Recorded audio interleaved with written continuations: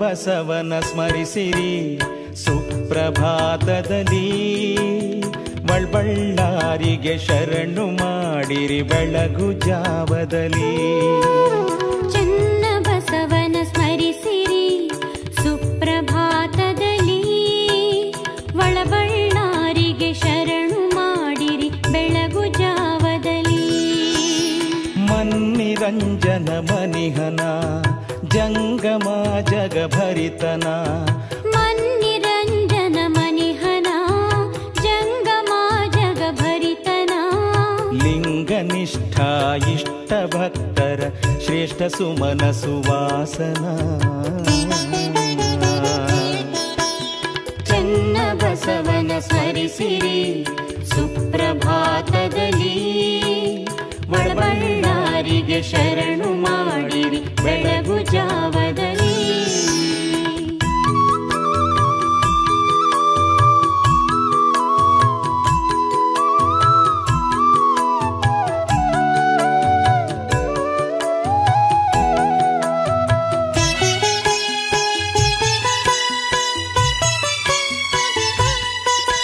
ಸುವರ್ಣಗಿರಿಗೆ ಕೈ ಮುಗಿಯುತ್ತಾ ದಾಸೋಹ ಮೂರ್ತಿಗೆ ನಮಿಸುತ್ತಾ, ತುಂಗಭದ್ರೆಯಲ್ಲಿ ಮೀಯುತ್ತಾ ಮಿಂದು ಮಡಿಯನು ಧರಿಸುತ್ತಾ, ನದಿಯ ತೀರದ ವಿರತ ಮಠದಲ್ಲಿ ಗಂಟೆ ಜಾಗಟೆ ಕೇಳುತ್ತಾ,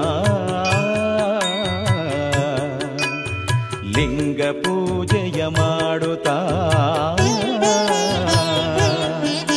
ಪ್ರಸಾದ ತೀರ್ಥ ಪಡೆಯುತ್ತ ಕೈಲಾದ ಸೇವೆಯ ಗೈಯುತ್ತ, ಶಾಪಾನುಗ್ರಹ ಸಿದ್ಧನ ತಾಪ ಸಂಕಟ ಕಳೆವನ, ನೆನೆದ ಮಾತ್ರಕ್ಕೆ ಮೋಕ್ಷ ನೀಡುವ ಮಂತ್ರ ಪುರುಷ ಮಹಂತನ,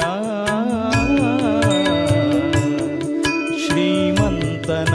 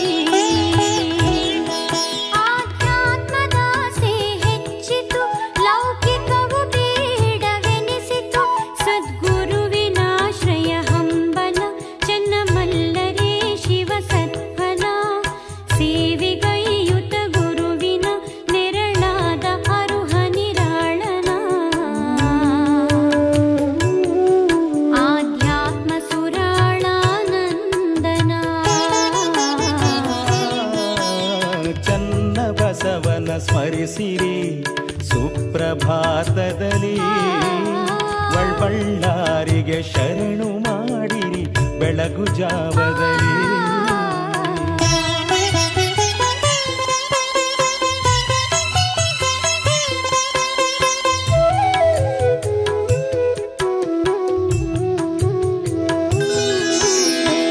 ನದಿ ಚಾಗಿ ಎಂಬಾಹರ ಗ್ರಾಮದಿ, ಅಧಿಕಾರ ಗ್ರಹಣ ಗಂಭೀರದಿ, ಜಪ ತಪವು ಬೆಳೆಯೇ ಮುಗಿಲೆತ್ತರ, ಜನಜಾತ್ರೆ ಸೇರಿತು ಭಕ್ತರ, ಜೀರ್ಣ ಮಠಗಳ ಜಾಗೃತಿ ನೆಲಕ್ಕೆ ಸ್ವರ್ಗದ ಬಲವ ತಂದ ಶಿವಯೋಗಿ ಸಾರ್ವಭೌಮನ, ಮಠ ಪೀಠಗಳಲ್ಲಿ ದಾಸೋಹವು ಬಡ ಭಕ್ತ ಗಣಕ್ಕೆ ಸೌಭಾಗ್ಯವು, ಜನ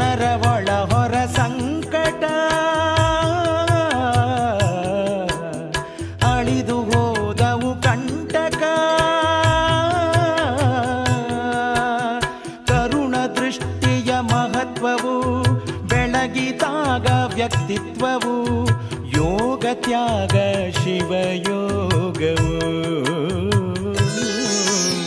ಚನ್ನಬಸವನ ಸ್ಮರಿಸಿರಿ ಸುಪ್ರಭಾತದಲ್ಲಿ, ಒಳಬಳ್ಳಾರಿಗೆ ಶರಣು ಮಾಡಿರಿ ಬೆಳಗು ಜಾವದಲ್ಲಿ.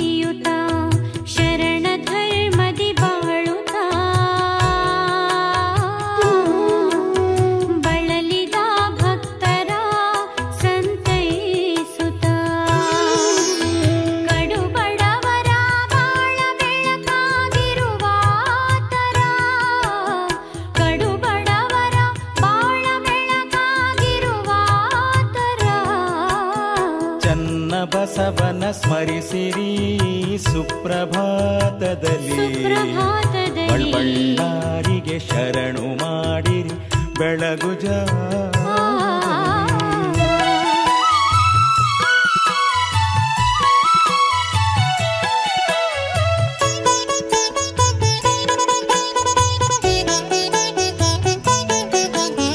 ಪಂಚಾಚಾರಗಳ ಪಾಲಿಸಿ ಷಡು ಸ್ಥಳದಿ ನಿಕ್ಕಣ ಶಿವ ಸಾಧಿಸಿ, ಲಿಂಗಾಯತ ಧರ್ಮ ಬೆಳೆಸುತ್ತ ಅಷ್ಟಾವರಣವ ಮೆರೆಸುತ್ತ,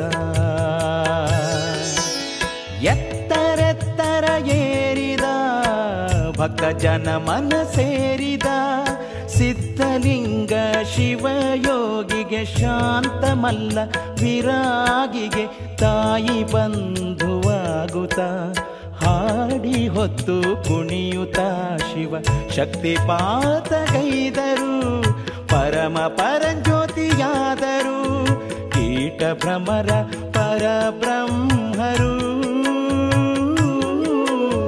ಕೀಟ ಭ್ರಮರ ಪರಬ್ರಹ್ಮರು. ಚನ್ನಬಸವನ ಸ್ಮರಿಸಿರಿ ಸುಪ್ರಭಾತದಲ್ಲಿ, ಒಳಬಳ್ಳಾರಿಗೆ ಶರಣು ಮಾಡಿರಿ ಬೆಳಗು ಜಾವದಲ್ಲಿ.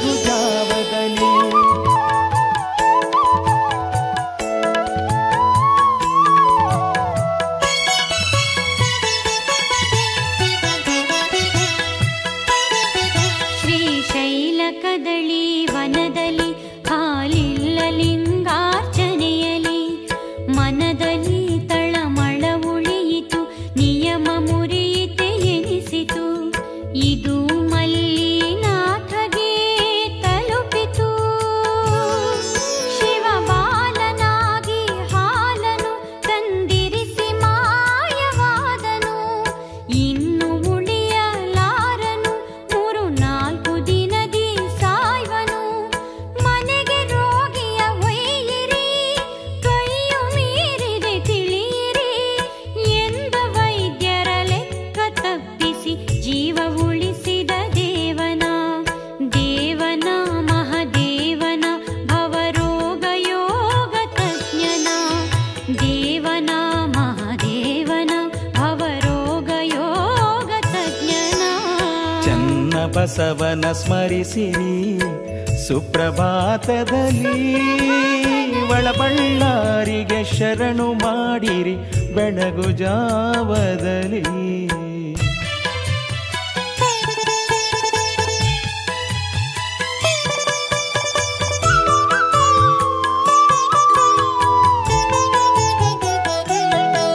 ಮನೆ ವರದಿ ಕೇಳುತ್ತ ಶಿವನಾಮದಿಂ ಸಂತೈಸುತ್ತ ಆಧಾರ ಮಂತ್ರಿಸಿ ಕೊಡುತ್ತಿಗ ಆದರದಿ ಎಲ್ಲರ ಕಳಿಸಿಹ ಅದರಿಂದ ಉಳಿದ ನಿಂದಿಗೂ ಮುಂದಿಗೂ ಎಂದೆಂದಿಗೂ ಬಸನಗೌಡರ ಸಮ್ಮುಖ ಮರೆತರೆಲ್ಲ ಲೌಕಿಕ ಸುಖ ಬಸನಗೌಡರ ಸಮ್ಮುಖ ಮರೆತರೆಲ್ಲ ಲೌಕಿಕ ಸುಖ ಶಾಸ್ತ್ರಿ ಮಲ್ಲನ ಗೌಡರು ಶಾಸ್ತ್ರ ಗ್ರಂಥ ತೆರೆದರು ಶಾಸ್ತ್ರಿ ಮಲ್ಲನ ಗೌಡರು ಶಾಸ್ತ್ರ ಗ್ರಂಥ ತೆರೆದರು ಶಿವಾನುಭವ ಶುರುವಾಯಿತು ಶ್ರೋತೃವೃಂದ ನಲಿದಾಡಿತು ಶ್ರೋತೃವೃಂದ ನಲಿದಾಡಿತು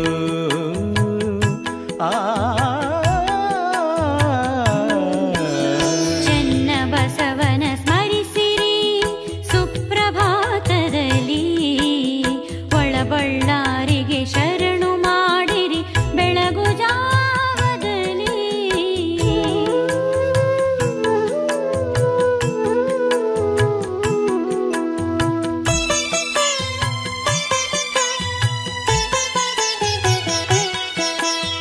ಸಾವಿರಾರು ಶರಣರು ಸಂತ ಯೋಗಿ ಸತ್ಪುರುಷರು ಸಾನ್ನಿಧ್ಯ ಬಯಸಿ ಬಂದರು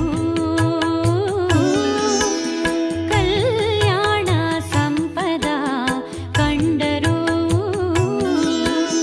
ಕಲಿಯುಗದ ಬಸವನಿವನೆಂದರು ತ್ರಿಕಾಲ ಜ್ಞಾನಿ ಶಿವಾನುಭಾವಿ ಚಾಂಗುಬಲ ಉಗೆ ಎಂದರು ಭಕ್ತರೆನೆ ಭಗವಂತನೇ ಶಿಷ್ಯರೆನೆ ಸದ್ಗುರುಗಳೇ ಬಡವರೆಂದರು ಬಂಧುವೇ ಅನಾಥರೆಂದರು ತಂದೆಯೇ ಎಲ್ಲರೊಳು ಒಂದಾಗುತ್ತಾ ಮೌನ ಮುನಿತಾವಾಗುತ್ತಾ ಕಾರುಣ್ಯ ಲೋಕವ ಆಳುತ್ತಾ ಕಾರುಣ್ಯ ಲೋಕವ ಆಳುತ್ತಾ ಚನ್ನಬಸವನ ಸ್ಮರಿಸಿರಿ ಸುಪ್ರಭಾತದಲ್ಲಿ ಒಳಬಳ್ಳಾರಿಗೆ ಶರಣು ಮಾಡಿರಿ ಬೆಳಗು ಜಾವದಲ್ಲಿ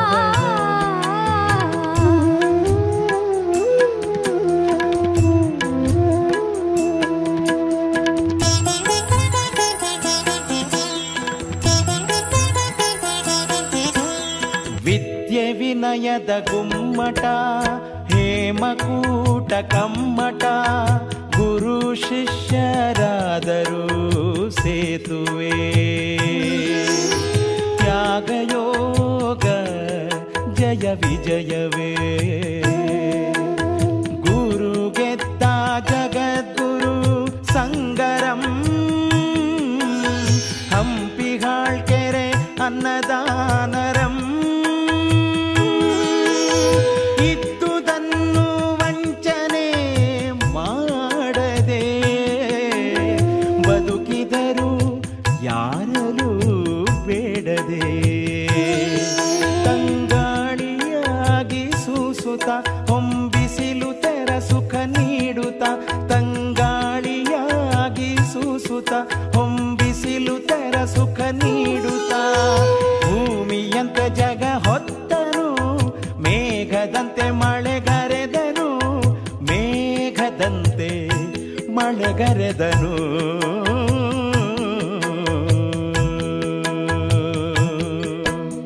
ಚನ್ನಬಸವನ ಸ್ಮರಿಸಿರಿ ಸುಪ್ರಭಾತದಲ್ಲಿ ಒಳಬಳ್ಳಾರಿಗೆ ಶರಣು ಮಾಡಿರಿ ಬೆಳಗು ಜಾವದಲ್ಲಿ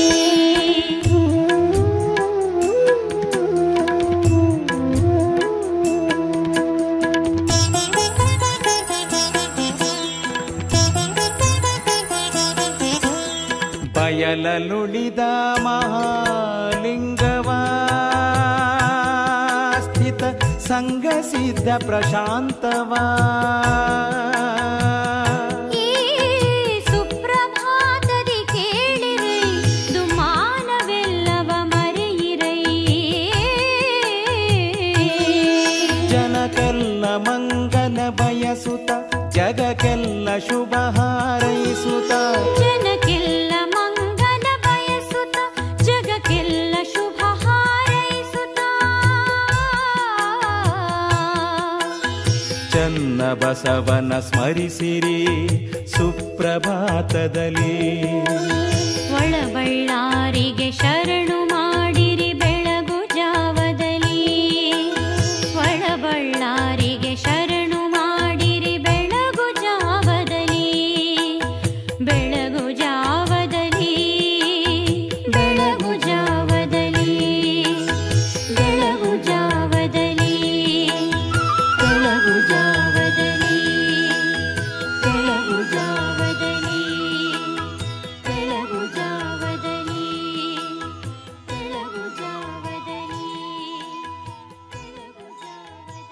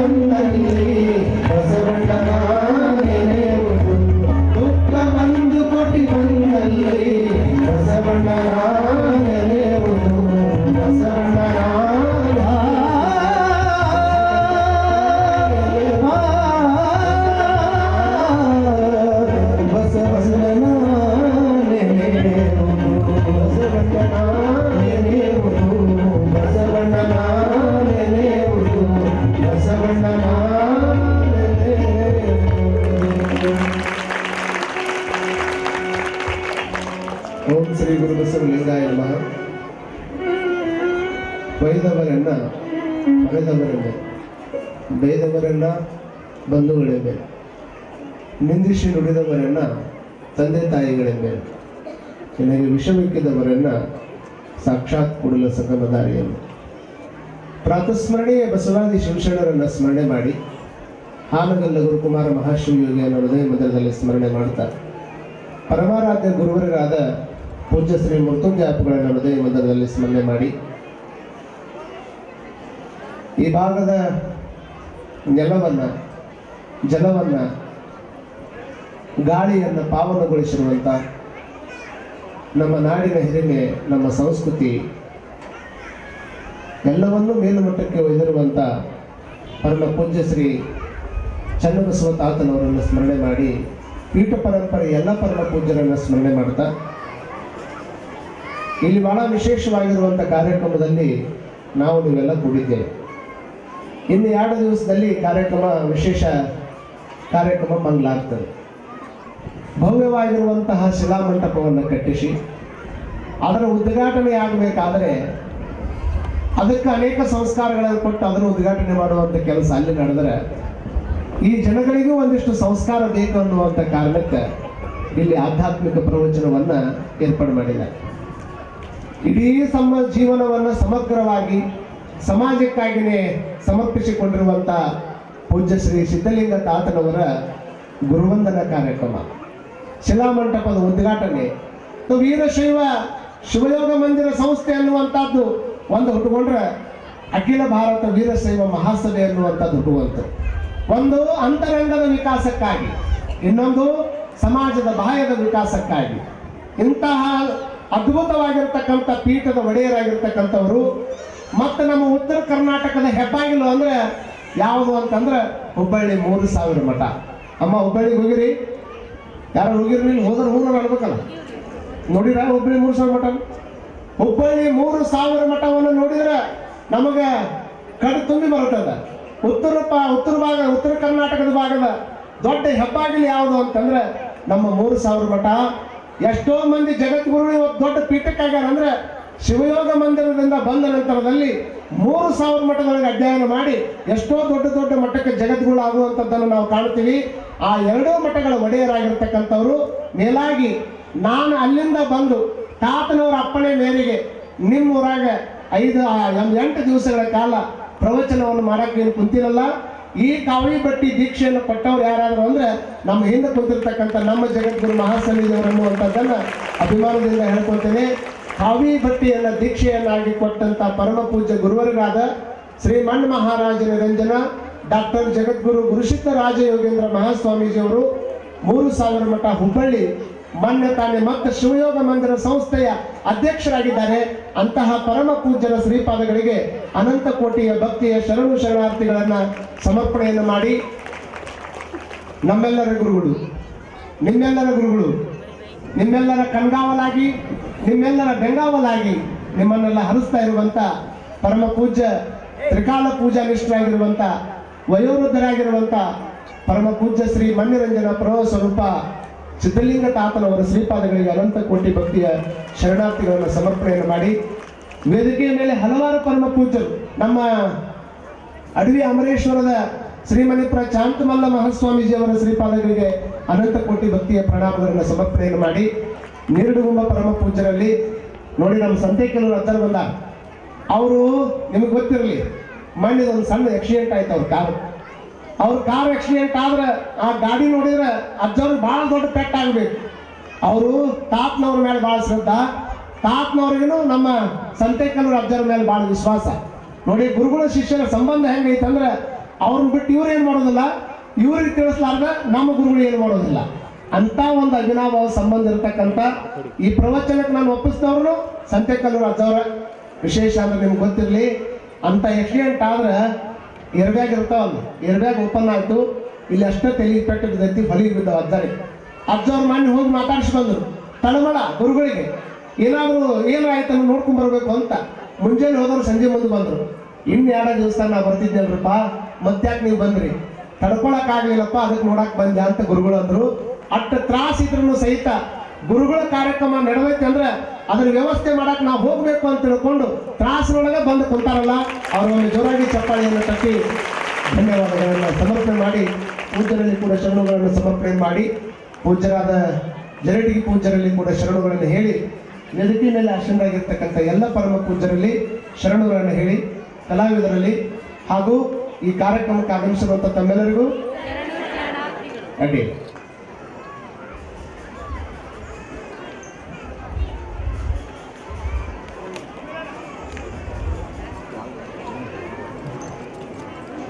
ಬಹಳ ವೈಶಿಷ್ಟ್ಯವಾಗಿರುವಂಥ ಕಾರ್ಯಕ್ರಮದಲ್ಲಿ ನಾವು ಕುಳಿತಿದ್ದೇವೆ. ಸರ್ಕಾರ ನಮಗೆ ಸೌಲಭ್ಯಗಳನ್ನು ಕೊಡ್ತಾವೆ. ನಿನಗೇನು ಬೇಕು ಅದನ್ನು ಕೊಡುವಂಥ ಕೆಲಸವನ್ನು ಸರ್ಕಾರ ಮಾಡ್ತಾವೆ. ನಿನಗೆ ಗಟರ್ ಬೇಕಾದ್ರೆ ಗಟರ್ ಕೊಡ್ತಾವೆ, ನಿನಗೆ ರೋಡ್ ಬೇಕಾದ್ರೆ ರೋಡ್ ಕೊಡ್ತಾವೆ, ಮತ್ತೊಂದು ಏನಾದರೂ ಬೇಕಾದ್ರೆ ಅದನ್ನು ಕೊಡುವಂಥ ಕೆಲಸ ಮಾಡ್ತಾವೆ. ಆದರೆ ಅವು ಎಲ್ಲ ಕೆಟ್ಟು ಹೋದ್ರೆ ಅವುಗಳನ್ನು ಸರಿ ಮಾಡೋದಕ್ಕೆ ಸರ್ಕಾರ ಸೌಲಭ್ಯಗಳನ್ನು ಕೊಡ್ತದೆ. ಆದರೆ ಸಂಸ್ಕಾರ ಕೊಡ್ತಕ್ಕಂಥವ್ರು ಯಾರು? ಯಾವ ಸಂಸ್ಕಾರ ಕೊಡಬೇಕು? ಬಹಳಷ್ಟು ಮಂದಿ ಗೊತ್ತಿರಲಿ, ನಾವು ಇವತ್ತೇನಾದರೂ ಒಂದಿಷ್ಟು ಸುಸಂಸ್ಕೃತವಾಗಿ ಮಾತಾಡ್ತೀವಿ ಅಂದ್ರೆ ನಿಮ್ಮ ಮನೆಯಾಗ ಚಲೋ ಸಂಸ್ಕಾರ ಕೊಟ್ಟಾರ ಅಂತ ತಿಳ್ಕೊಳ್ಬೇಕಾಗ್ತದೆ. ನಮ್ಮ ವರ್ತನೆ ಏನಾದರೂ ಒಂದಿಷ್ಟು ವಿಚಿತ್ರ ವರ್ತನೆ ಆಯಿತು ಅಂದ್ರೆ ಮುಂದೆ ನಿಂತವ್ರು ಅಂತಾರ ಈತಗೆ ಸಂಸ್ಕಾರ ಸರಿ ಬಿದ್ದಿಲ್ಲ ಅಂತ. ತಾತನವರು ಈ ಭಾಗಕ್ಕೆ ಸೌಲಭ್ಯಗಳನ್ನು ಕೊಡಲಿಲ್ಲ. ಎಂಥ ಸೌಲಭ್ಯ ಕೊಟ್ಟರು ಅಂತಂದ್ರೆ ಗಡಿನಾಡಿನೊಳಗೆ ಕನ್ನಡ ಸ್ಕೂಲನ್ನು ತೆರೆಯುವುದರ ಮುಖಾಂತರವಾಗಿ ನಿಂತು ಬಂದಾಗಿ ಹೋಗುವಂಥ ಸ್ಕೂಲನ್ನು ತಾವೇ ರೊಕ್ಕ ಕೊಟ್ಟು ನಡೆಸಿ ಗಡಿನಾಡಿನೊಳಗಿರ್ತಕ್ಕಂಥ ಕನ್ನಡ ಸ್ಕೂಲನ್ನು ಬದುಕಿಸಿರುವಂಥ ಕೀರ್ತಿ ಅದು ಚನ್ನಬಸವ ತಾತನವರಿಗೆ ಸಲ್ಲುತ್ತದೆ. ನಾವು ಕನ್ನಡ ಬಿಟ್ಟು ಬೇರೆ ಭಾಷೆ ಕಲಿಬಾರದು ಅನ್ನೋದು ತಪ್ಪಲ್ಲ. ಈ ಕಡೆ ಅಪ್ಪ ಅಪ್ಪ ಅಪ್ಪ ಈ ಕಡೆ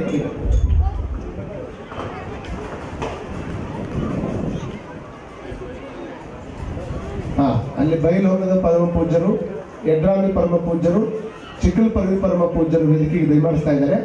ಅವ್ರಿಗೆ ಇಲ್ಲೇ ಕುಂತಲ್ಲಿನೂ ಒಮ್ಮೆ ಚಪ್ಪಾಳೆಯನ್ನು ತಟ್ಟಿ ಪೂಜ್ಯರನ್ನ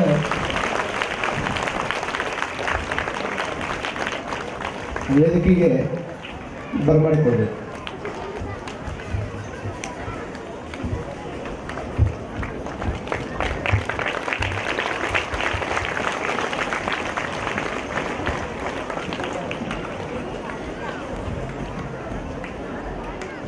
ನೋಡಿ, ನಿಮ್ಮ ಕಾರ್ಯಕ್ರಮಕ್ಕೆ ಸಮೀಪ ಬಂದಂಗ ಸ್ವಾಮಿಗಳ ದಂಡ ಈ ಕಡೆ ಬರಾಕತ್ತದ. ಹಂಗ ಕುಂತ್ರ ಕಡಿಮೆ ಒಂದು ಜೋರ ಚಪ್ಪಾಳಿ. ಇಷ್ಟು ಮಂದಿ ಪರಮ ಪೂಜ್ಯರು ನೀವು ಬಂದು ಹರಿಸ್ತಾರ ಅಂತಂದ್ರೆ ಪುಣ್ಯ ಅಲ್ಲೇನು ನಿಮ್ಗೆ? ಇದ ಭಾಗ್ಯ, ಇದ ಪುಣ್ಯ, ಇದ್ರ ಬಿಟ್ಟು ಬೇರೆ ಏನೇ ಇಲ್ಲ. ಬೇರೆ ಭಾಷೆ ಕಲಿಬಾರ್ದು ಅಂತ ನಾ ಹೇಳ್ತಾ ಇಲ್ಲ. ನಾವು ಹೇಗಿರ್ಬೇಕು ಅಂತಂದ್ರೆ ನಮ್ಮ ಮನೆಗೆ ಕಿಟಕಿ ಇರುತ್ತದೆ, ನಮ್ಮ ಮನೆಗೆ ಹಲವಾರು ಕಿಟಕಿಗಳಿರ್ತಾವೆ. ಮೇನ್ ಡೋರ್ ಅಂತ ಒಂದಿರ್ತದೆ, ಮನೆ ಹೆಬ್ಬಾಗಿಲು ಅಂತ ಒಂದಿರ್ತದೆ, ಅನೇಕ ಕಿಟಕಿಗಳು ಇರ್ತಾವ. ನಾನಿಲ್ಲಿ ಹೇಳಬೇಕಾಗಿರುವಂಥ ಮಾತು ಎಂಥದ್ದು ಅಂತಂದ್ರೆ, ನಾವು ಇಂಗ್ಲಿಷ್ ಆಗಲಿ ಮತ್ತೊಂದು ಭಾಷೆ ಆಗಲಿ ಇವು ಯಾವ ಭಾಷೆ ಕಲಿಯೋದಕ್ಕೆ ನಮಗೇನು ಅಭ್ಯಂತರ ಇಲ್ಲ. ಆ ಎಲ್ಲ ಭಾಷೆಗಳು ನಮ್ಮ ಮನೆಯ ಕಿಟಕಿಗಳಾಗಿರಬೇಕು, ಕನ್ನಡ ನಮ್ಮ ಮನೆಯ ಹೆಬ್ಬಾಗಿಲಾಗಿರ್ಬೇಕು ಅನ್ನುವಂಥ ಭಾವ ನಮ್ಮೆಲ್ಲರಲ್ಲಿ ಬರಬೇಕಾಗ್ತದೆ. ಅಂತಹ ಸಂದರ್ಭದಲ್ಲಿ ಗಡಿನಾಡಿನೊಳಗೆ ಒಂದು ಬಾಲಕಿ ಪಟ್ಟಾಧ್ಯಕ್ಷರು ಅಲ್ಲಿ ಉರ್ದು ಬೋರ್ಡ್ ಹಾಕಿ ಕನ್ನಡವನ್ನು ಕಲಿಸುವಂಥ ಕೆಲಸವನ್ನು ಮಾಡಿದರೆ ನಮ್ಮ ಪೂಜ್ಯ ಚನ್ನಬಸವ ತಾತನವರು ನಿಂತು ಹೋಗುವಂತಹ, ಮುಚ್ಚಿ ಹೋಗುವಂತಹ ಈ ಒಂದು ಕನ್ನಡ ಶಾಲೆಯನ್ನ ಸ್ವತಃ ಮಠದಿಂದ ರೊಕ್ಕ ಹಾಕಿ ಗಡಿನಾಡ ಕನ್ನಡ ಸ್ಕೂಲ್ ಬಂದ್ ಆಗಬಾರ್ದು ಅಂತ ರೊಕ್ಕ ಕೊಟ್ಟು ನಡೆಸಿರುವಂಥ ಸಂಸ್ಥೆ. ಅದ್ರ ಬಗ್ಗೆ ನಾಳೆ ಗೋಷ್ಠಿ ನಡೀತದೆ. ಒಂದು ಸಂಸ್ಕಾರ ಕೊಡ್ಬೇಕಂತಂದ್ರೆ ಇಂಥ ಸ್ಕೂಲ್ಗಳ ಅಗತ್ಯ ಇತ್ತು ಅನ್ನುವಂಥದ್ದು ತಾತನವ್ರಿಗೆ ಗೊತ್ತಿತ್ತು. ತಾಯಿ, ಅತಿಯಾಗಿ ಬಹಳಷ್ಟು ಮಂದಿ ನಿಮ್ಮ ಮಕ್ಕಳಿಗೆ ನೀವೇನು ಕಲಿಸಿರಿ ಅಂತ ಕೇಳಿದ್ರೆ ನೀವೇನಂತೀರಿ? ನಮ್ಮ ಮಕ್ಕಳಿಗೆ BE ಕಲಿಸಿವ್ರಿ, ನಮ್ಮ ಮಕ್ಕಳಿಗೆ MBBS ಕಲಿಸಿವ್ರಿ, ನಮ್ಮ ಮಕ್ಕಳಿಗೆ BSc ಕಲಿಸಿವ್ರಿ. ನೀವು ಕಲಿಸಿರ? ನೀವು ಕಲಿಸಿರ? ನೀವು ಹೂನ ನೋಡ್ರಿ, ಹಣ ನೋಡ್ರಿ. ಯಾರು ಕಲಿಸ್ಯಾರ? ಅವನು ಯಾರು ಕಲಿಸ್ಯಾರ? ಕಾಲೇಜಿನೊಳಗಿರುವಂತ ಪ್ರೊಫೆಸರ್ ಕಲಿಸ್ಯಾರ. ಅವನ್ನ ನೀವು ಕಲೀರಂತ ಕಲಿಸಿಕೊಟ್ಟಿರ ಅಟ್ಟ. ಅವ್ರನ್ನ ಅದನ್ನ ಕಲಿಪ ಅಂತ ಕಳಿಸಿಕೊಟ್ಟವ್ರೆ ಹೊರತಾಗಿ ಅದನ್ನು ಕಲಿಸಿದವ್ರು ನೀವಲ್ಲ. ಹಾಗಾದ್ರೆ MBA ಇರಲಿ, MBBS ಇರಲಿ, MD ಇರಲಿ, ಯಾವುದೇ ಥೆರಪಿ ಇರಲಿ, ಅದನ್ನು ಕಲಿಸಿದವರು ನಮ್ಮ ಗುರುಗಳು. ಆದ್ರೆ ಮತ್ ನಮ್ದು ಒಂದು ಕರ್ತವ್ಯ ಐತಲ್ಲ, ನಾವೇನ್ ಕಲಿಸ್ಬೇಕು? ಏನ್ ಕಲಿಸ್ಬೇಕು? ಸಂಸ್ಕಾರ ಕಲಿಸ್ಬೇಕು. ಆ ಸಂಸ್ಕಾರವನ್ನು ನಾವು ಕಲಿಸ್ಲಿಲ್ಲ ಅಂದ್ರೆ ಯಾರು ಕಲಿಸ್ಲಿಕ್ಕೆ ಸಾಧ್ಯ ಇಲ್ಲ. ಒಂದು ಸಣ್ಣ ಕಾನ್ವೆಂಟ್ ಸ್ಕೂಲ್ನಿಂದ ಹಿಡ್ಕೊಂಡು ದೊಡ್ಡ ಯೂನಿವರ್ಸಿಟಿ ಮಟ್ಟನೂ ಸಹಿತ ಒಳ್ಳೇದನ್ನ ಹೇಳ್ಕೊಂತ ಬಂದಾರ. ಮನುಷ್ಯಗೆ ಒಳ್ಳೇದನ್ನ ಬಿಟ್ಟು ಬೇರೆ ಏನೂ ಹೇಳಿಲ್ಲ. ಒಳ್ಳೇದನ್ನ ಹೇಳಬೇಕು, ಒಳ್ಳೇದನ್ನ ಹೇಳಬೇಕು, ಒಳ್ಳೇದನ್ನ ಹೇಳಬೇಕು, ಕೆಟ್ಟದ್ದು ಮಾಡಬಾರ್ದು. ಸಣ್ಣ ಕಾನ್ವೆಂಟ್ನಿಂದ ಹಿಡ್ಕೊಂಡು ದೊಡ್ಡ ಯೂನಿವರ್ಸಿಟಿ ಮಟ್ಟ ಒಳ್ಳೇದನ್ನ ಹೇಳ್ಕೊಂತ ಬಂದಾರ. ಆದರೂ ಸಹಿತ ಮನುಷ್ಯ ಅನೇಕ ರೀತಿಯ ದ್ವಂದ್ವದೊಳಗೆ ಬದುಕಾಕತ್ತಾನ. ಅಣ್ಣನ ಕಂಡ್ರೆ ತಮ್ಮಗ ಆಗ್ತಾ ಇಲ್ಲ, ತಮ್ಮ ಕಂಡ್ರೆ ಅಣ್ಣಗ ಆಗ್ತಾ ಇಲ್ಲ. ಅನೇಕ ದರೋಡೆ ನಡೀತಾವ, ಅನೇಕ ಅತ್ಯಾಚಾರ ನಡೀತಾವ. ಯಾಕೆ? ಸರಿಯಾದ ಸಂಸ್ಕಾರ ಬೇಸ್ಮೆಂಟ್ ಬಿದ್ದಿಲ್ಲ ಅಂತ. ಒಂದು ಮನೆಯನ್ನ ಕಟ್ಟಬೇಕಾದ್ರೆ ಮ್ಯಾಗ ಎಷ್ಟು ಆಕರ್ಷಣೆ ಐತೆ ಅನ್ನೋದು ಮುಖ್ಯ ಅಲ್ಲ. ಒಂದು ಮನೆ ಕಟ್ಟಬೇಕಾದ್ರೆ ಮ್ಯಾಗ ಎಷ್ಟು ಆಕರ್ಷಣೆ ಐತೆ ಅನ್ನುವಂಥದ್ದು ಮುಖ್ಯ ಅಲ್ಲ, ಕೆಳಗೆ ಪಾಯ ಎಷ್ಟು ಗಟ್ಟಿ ಹಾಕ್ಯಾರ ಅನ್ನುವಂಥದ್ದು ಬಹಳಷ್ಟು ಮುಖ್ಯ ಆಗ್ತದೆ. ನಿಮ್ಮ ಮಕ್ಕಳು ಬೆಳೆದ ಮೇಲೆ ಎಷ್ಟೇ ದೊಡ್ಡವರಾಗಲಿ, ಎಷ್ಟು ಮಕ್ಕಳನ್ನ ಹೆತ್ತಿದ್ದೀರಿ ಅನ್ನುವಂಥದ್ದು ಮುಖ್ಯ ಅಲ್ಲ. ಎಷ್ಟು ಮಕ್ಕಳನ್ನ ಹೆತ್ತಿದ್ದೀರಿ ಅನ್ನುವಂಥದ್ದು ಮುಖ್ಯ ಅಲ್ಲ, ಎಂಥ ಮಕ್ಕಳನ್ನ ನಿರ್ಮಾಣ ಮಾಡಿದ್ದೀರಿ ಅನ್ನುವಂಥದ್ದು ಬಹಳ ಮುಖ್ಯ ಆಗ್ತದೆ. ಹಾವು ಹಲವನ್ನು ಹಡೆದು ಲೋಕಕ್ಕೆ ಸಾವುತವೋನ್ 100 ಮಕ್ಕಳ, ಹಡೆದು ಕೆಡಿಸಿದ ಭೂಮಿ ಬಾರಕರ, ಸಾವುತವೋನ್ ಸರ್ವಜ್ಞ ಸರ್ವಗುಣಾವಲಂಬ, ಅರ್ಜುನ ದೇವಸಾಲನೆ ನಾಡ ನಾಯಿಗಳೇನು ಫಲವೆಲ್ಲ. ಕುಮಾರವ್ಯಾಸ ಬರೀತಾನೆ. ಎಷ್ಟು ಮಂದಿ ಮಕ್ಕಳಿಗೆ ಜನ್ಮ ಕೊಟ್ಟಿವಿ ಅನ್ನುವಂಥದ್ದು ಮುಖ್ಯ ಅಲ್ಲ, ಆ ಮಕ್ಕಳಿಗೆ ಎಷ್ಟು ಚಲೋ ಸಂಸ್ಕಾರ ಕೊಟ್ಟಿವಿ ಅನ್ನುವಂಥದ್ದು ಮುಖ್ಯ. ಇವತ್ತಿನ ಮಕ್ಕಳು ನಾಳೆ ನಮ್ಮ ಸಂಸ್ಕೃತಿಯನ್ನು ಎತ್ತಿ ಹಿಡಿಯುವಂತ ನಮ್ಮ ಪರಂಪರೆಯ ವಾರಸ್ದಾರರಾಗಬೇಕಾದ್ರೆ ಬಹಳ ಮಂದಿ ಅಂತಾರೆ, ನನ್ನ ಮಗ ಮುಂದಿನ ಜನ್ಮದಾಗ ಸರದಾರಾಗಿ ಮೆರಿಬೇಕು ಅಂತ. ನಿನ್ನ ಮಗ ಮುಂದಿನ ಟೈಮ್ದೊಳಗೆ ಸರದಾರಾಗಿ ಮೆರಿಬೇಕಾದ್ರೆ ಮೊದಲು ಅವನು ಸರಿದಾರಿಗೆ ತಂದು ನಿಲ್ಲಿಸ್ಬೇಕಲ್ಲ. ಈ ಕೆಲಸ ಮಾಡೋರು ಯಾರು? ಸರದಾರ ಆಗ್ಬೇಕನ್ನೋದು ಕರೆ ಐತಂದ್ರೆ ಮೊದಲ ಸರಿ ದಾರಿಯೊಳಗೆ ಅವ್ರನ್ನ ನಡೆಸುವಂತ ಪ್ರಯತ್ನ ಮಾಡಬೇಕು. ಸಂಸ್ಕಾರ ಅಂದ್ರೆ ಹೇಗಂತಂದ್ರೆ, ದನಗಳಿಗೆ ಬೇಕಪ್ಪ ಮುಳ್ಳಿನ ಬೇಲಿ, ಜನಗಳಿಗೆ ಬೇಕಪ್ಪ ಸಂಸ್ಕಾರದ ಶಾಲೆ. ದನಗಳಿಗೆ ಮುಳ್ಳಿನ ಬೇಲಿ ಹಚ್ಚಿದ್ರೆ ಅವು ಆ ಕಡೆ ಈ ಕಡೆ ಹೋಗಂಗಿಲ್ಲ. ದನಗಳಿಗೆ ಬೇಕಪ್ಪ ಮುಳ್ಳಿನ ಬೇಲಿ, ಜನಗಳಿಗೆ ಬೇಕಪ್ಪ ಸಂಸ್ಕಾರದ ಶಾಲೆ. ದನಗಳು ಮರಳಿ ಹೋಗುವವು ಮುಳ್ಳಿನ ಬೇಲಿಯ ನೋಡಿ, ಜನಗಳು ಮುರುಗಿ ಹೋಗುವರು ಮಠ ಮಂದಿರಗಳ ಕೀಲಿ ಅಂತ ಬರಲ್ಲ ಜರಗನಡಿ ಶಿವಶಂಕರರು. ಮನುಷ್ಯನಿಗೆ ಸಂಸ್ಕಾರ ಬಹಳಷ್ಟು ಅವಶ್ಯ ಐತಿ ಅಂತ ನೋಡಿ. ಈ ಗಿಡ ಹಚ್ತಾರೆ, ಈ ಫಾರೆಸ್ಟ್ ಡಿಪಾರ್ಟ್ಮೆಂಟ್ ಅವ್ರು ಬಂದು ಗೌರ್ಮೆಂಟ್ನವರು ಗಿಡ ಹಚ್ತಾರೆ. ಆ ಗಿಡದ ಸಪೋರ್ಟ್ ಏನು ಕೊಟ್ಟಿರ್ತಾರ? ದೊಡ್ಡ ಕೋಲ್ ಕೊಟ್ಟಿರ್ತಾರಲ್ಲ, ಅದನ್ನ ಯಾರು ಕಿತ್ಕೊಂಡ್ಬಂದಿಲ್ಲಲ್ಲ ನೀವು ಒಬ್ರು. ಅವರು ಸ್ಟ್ಯಾಂಡ್ದಾಗ ಸೀದಾ ಬೆಳಿಬೇಕಾದಕ್ಕೆ ಗಿಡ ಅಂತ ತಿಳ್ಕೊಂಡು ಯಾವುದು ನೇರವಾಗಿ ಬೆಳೆದದ, ಯಾವುದು ಸೀದಾ ಬೆಳೆದದ ಅದು ತೊಲಿಯಾಗಿ ನಿಲ್ತದ, ಯಾವುದು ಅಡ್ಡ ದಿಡ್ಡಿ ಬೆಳೆದದ ಅದು ಕಟ್ಟಿಗೆ ಒಲಿಗೆ ಹೋಗ್ತೈತಿ. ಇದು ನಿಮ್ಗೆ ಗೊತ್ತಾಗತ್ತಲ್ಲ. ಇಲ್ಲಿ ಎಷ್ಟೋ ಕಟ್ಟಿಗೆ ತಂದಿಟ್ಟಾರಿ ಒಲಿಗೆ ಹಾಕಕ್ಕೆ. ಯಾವ್ದು ಅಡ್ಡ ದಿಡ್ಡ ಡೊಂಕಾಗಿ ಬೆಳ್ಕೊಂಡು ನಿಂತೈತಿ ಅದನ್ನ ಒಲಿಗೆ ಉಪಯೋಗ ಮಾಡ್ಕೊಂತಾರ. ಯಾವ್ದು ಸೀದಾ ಬೆಳೆದ ನಿಂತೈತಿ ಒಂದು ಮನೆ ಕಟ್ಟೋದಕ್ಕೆ ಒಂದು ತೊಲಿಯಾಗಿ ನಿರ್ಮಾಣ ಮಾಡ್ಕೊಂಡು ಕುಂದಿರ್ತಾರ. ನಿಮ್ಮ ಮಕ್ಕಳು ಸ್ಟೇಟ್ ಆಗಿ ಬೆಳೆದು ನಿಂತು ಒಂದು ಗಟ್ಟಿ ತೊಲಿ ಆದ್ರ ಭವ್ಯ ಭಾರತದ ಗಟ್ಟಿ ಪಿಲ್ಲರ್ ಆಗಿ ನಿಲ್ತಾವ. ಅವು ಏನಾದ್ರೂ ಅಡ್ಡ ದಿಡ್ಡಿ ಬೆಳ್ಕೊಂಡು ನಿಂತು ಅಂದ್ರೆ ಅವು ಒಂದು ದಿವಸ ಒಲಿ ಹೋಗ್ತಾವ ಅನ್ನುವಂಥ ತಾತ್ಪರ್ಯವನ್ನ ಅವ್ರು ಹೇಳ್ತಾರೆ. ನಿಮ್ಮ ಮನೆಯೊಳಗೆ ಒಂದು ಗಾರ್ಡನ್ ಚಂದ ಏನಾದ್ರು ಮಾಡಬೇಕಾದ್ರೆ ಸಸ್ಯವನ್ನ ಹೆಂಗೆ ಬಳಸ್ತೀವಲ್ಲ ಹಂಗೆ ಮನೆಯಾಗಿರುವಂಥ ಶಿಶುವನ್ನು ಸಹಿತ ಅಷ್ಟೇ ಚಂದ ಬೆಳೆಸುವಂತ ಪ್ರಯತ್ನವನ್ನು ಮಾಡಬೇಕು. ನೀವು ಏನು ಹೇಳ್ತೀರಿ ಅದನ್ನು ಕೇಳ್ತಾವ ನಿಮ್ಮ ಮಕ್ಕಳು. ಇವೇನೋ ಸಣ್ಣ ಸಣ್ಣ ಶಾಲೆಯೊಳಗ ಗುರುಗಳು ಹೇಳಿದ್ದನ್ನ ಕಲಿತಾವ, ಮನೆಯೊಳಗೆ ನೀವು ಮಾಡಿದ್ದನ್ನ ಕಲಿತಾವ. ನೀವು ಹೆಂಗೆ ವರ್ತನ ಮಾಡ್ತೀರಿ? ಮಕ್ಕಳ ಮುಂದೆ ಬೈಬಾರ್ದು, ಮಕ್ಕಳ ಮುಂದೆ ಚಟ ಮಾಡಬಾರ್ದು. ಮಕ್ಕಳ ಮುಂದೆ ಎಷ್ಟೋ ಪ್ರಯತ್ನ ಪಟ್ಟರು ಸಹಿತ ಅಪಭ್ರಂಶ ಶಬ್ದ ಮಾತಾಡಿದ್ರಂದ್ರೆ ನೀವು ಮೊದಲು ಸಣ್ಣ ವಯಸ್ಸಿನೊಳಗೆ ಆ ಪೀಠಿಗೆ ಅವಾಗ ಹಾಕಿದ್ರಿ ಅಂತಂದ್ರೆ ಮುಂದೆ ಅದನ್ನ ಕಂಟಿನ್ಯೂ ಮಾಡುವಂತ ಪ್ರಯತ್ನವನ್ನ ನಿಮ್ಮ ಮಕ್ಕಳು ಮಾಡ್ತಾವ. ಯೋಗ್ಯವಾದಂಥ ವಸ್ತುವನ್ನು ಯೋಗ್ಯವಾದಂಥ ಸಮಯದೊಳಗೆ ಯೋಗ್ಯ ವ್ಯಕ್ತಿಗಳ ಕೈಯಾಗ ಕೊಟ್ಟಾಗ ಆ ಮಕ್ಕಳ ಚಿತ್ರನ ಬದಲಿ ಹಾಕೈತಿ. ಈಗ ಚಾಕು ಅದ, ಚಾಕು ಅಂದ್ರೆ ಗೊತ್ತಾಗತ್ತಿಲ್ಲ, ಅದು ಡಾಕು ಕೈಯಾಗ ಸಿಕ್ಕರೆ ಏನಾಕೈತಿ? ಪ್ರಾಣ ಹೋಗುತ್ತೆ. ಚಾಕು ಡಾಕು ಕೈಯಾಗ ಸಿಕ್ಕರೆ ಪ್ರಾಣ ಹೋಗ್ತದ, ಡಾಕ್ಟರ್ ಕೈಯಾಗ ಸಿಕ್ಕರೆ ಪ್ರಾಣ ಉಳಿತದಲ್ಲ, ಅಷ್ಟು ಗೊತ್ತಾಗ್ತದಲ್ಲ. ಚಾಕು ಅಂದಾಗ ಉಪಯೋಗ ಮಾಡುವಂತ ಕೈಗಳು ಬೇರೆ ಅದಾವ. ಚಾಕು ಡಾಕ್ಟರ್ ಕೈಯಾಗ ಕೊಟ್ರ ಪ್ರಾಣ ಉಳಿತದ, ಚಾಕು ಡಾಕ್ಟರ್ ಕೈಯಾಗ ಬಿಟ್ಟು ಡಾಕು ಕೈಯಾಗ ಹೋಯ್ತು ಅಂದ್ರೆ ಪ್ರಾಣ ಹೋಗ್ತದ. ಚಾಕು ತಗೊಂಡು ಯಾಪಲ್ಲು ಕಟ್ ಮಾಡಬಹುದು, ಚಾಕು ತಗೊಂಡು ಮತ್ತೊಬ್ಬನ ಹೃದಯನು ಕಟ್ ಮಾಡಬಹುದು. ಚಾಕು ತಪ್ಪಿಲ್ಲ, ಆದ್ರೆ ಅದನ್ನು ಉಪಯೋಗ ಮಾಡುವಂತ ಕೈಗಳದಾವಲ್ಲ ಅದ್ರ ತಪ್ಪು ಬಾಳ ಐತೆ ಅನ್ನುವಂಥದ್ದು. ಅದಕ್ಕೆ ಸಿದ್ದಯ್ಯ ಪುರಾಣಿಕರು ಹೇಳ್ತಾರ, ಕಾಗದ ಒಂದೇ ಬರೀ ಕಾಗದ ಒಂದೇ. ಇದೊಂದು ಬಿಳಿ ಹಾಳೆ ಐತಿ, ಇದೊಂದು ಬಿಳಿ ಹಾಳೆ. ಇದು ಒಬ್ಬೊಬ್ಬರ ಕೈಯಾಗಿ ಸಿಕ್ಕಾಗ ಒಂದೊಂದು ಸ್ವರೂಪವನ್ನು ಪಡ್ಕೊಂತೈತಿ. ಕಾಗದ ಒಂದೇ ಬರೀ ಕಾಗದ ಒಂದೇ. ನೋಡಿ ಎಷ್ಟು ವಿಚಿತ್ರ ಅಂದ್ರೆ, ಸಾಹಿತ್ಯ ಕೈಯಾಗ ಕೊಟ್ರ ಸಾಹಿತ್ಯದ ಪತ್ರ ಆಗ್ತದೆ, ಪ್ರೇಮಿ ಕೈಯಾಗ ಕೊಟ್ರ ಪ್ರೇಮ ಪತ್ರ ಆಗ್ತದೆ, ಇನ್ನು ಕವಿ ಕೈಯಾಗ ಕೊಟ್ರ ಕಾವ್ಯ ಆಗ್ತದೆ, ಮಗುವಿನ ಕೈಯಾಗ ಕೊಟ್ರ ಮುದ್ದೆ ಆಗ್ತದ, ಪೆದ್ದನ ಕೈಯಾಗ ಕೊಟ್ರ ರದ್ದೆ ಆಗ್ತದ. ಕಾಗದ ಒಂದೇ ಬರೀ ಕಾಗದ ಒಂದೇ.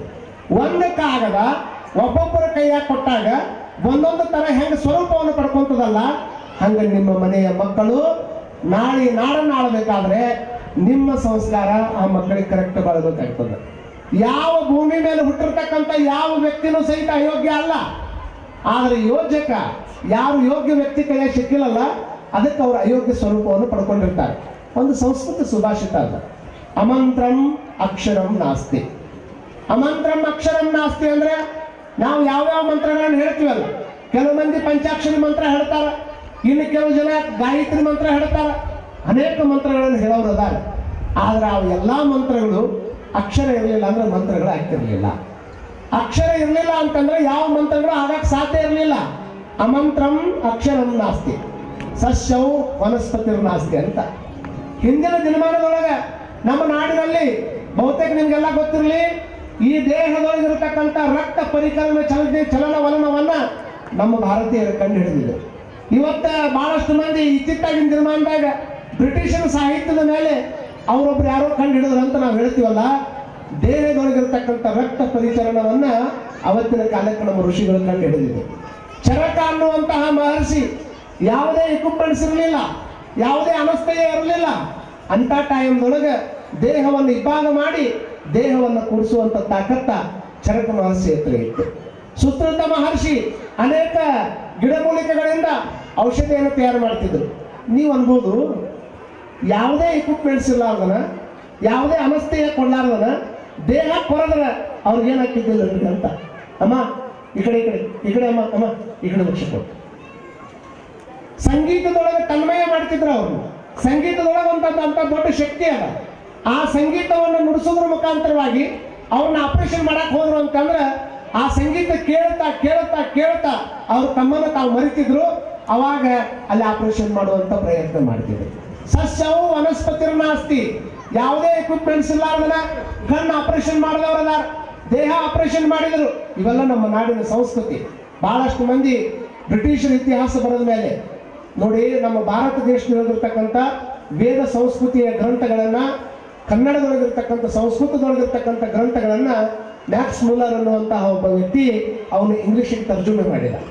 ಆ ಇಂಗ್ಲಿಷ್ ತರ್ಜುಮೆ ಮಾಡಿದಂಥ ಸಂದರ್ಭದೊಳಗೆ ಸುಮಾರು ಎಷ್ಟೋ ಸಾವಿರ ವರ್ಷಗಳ ಕಲ್ಪನೆ ಇರತಕ್ಕಂಥ ಭಾರತವನ್ನ ಎಷ್ಟೋ ವರ್ಷದ ಇತಿಹಾಸ ಅಂತ ತಿಳ್ಕೊಂಡು ತುರಿಚು ಬರೆಯುವಂತ ಪ್ರಯತ್ನವನ್ನು ಮಾಡಿದರು. ಆದ್ರೆ ವಿಶೇಷ, ಮ್ಯಾಕ್ಸ್ ಮುಲ್ಲರ್ ಒಂದು ದಿವಸನೂ ಭಾರತ ದೇಶಕ್ಕೆ ಕಾಲಿಟ್ಟಿರಲಿಲ್ಲ. ಯಾವಾಗಲೂ ಭಾರತ ದೇಶಕ್ಕೆ ಬರಲೇ ಇಲ್ಲ.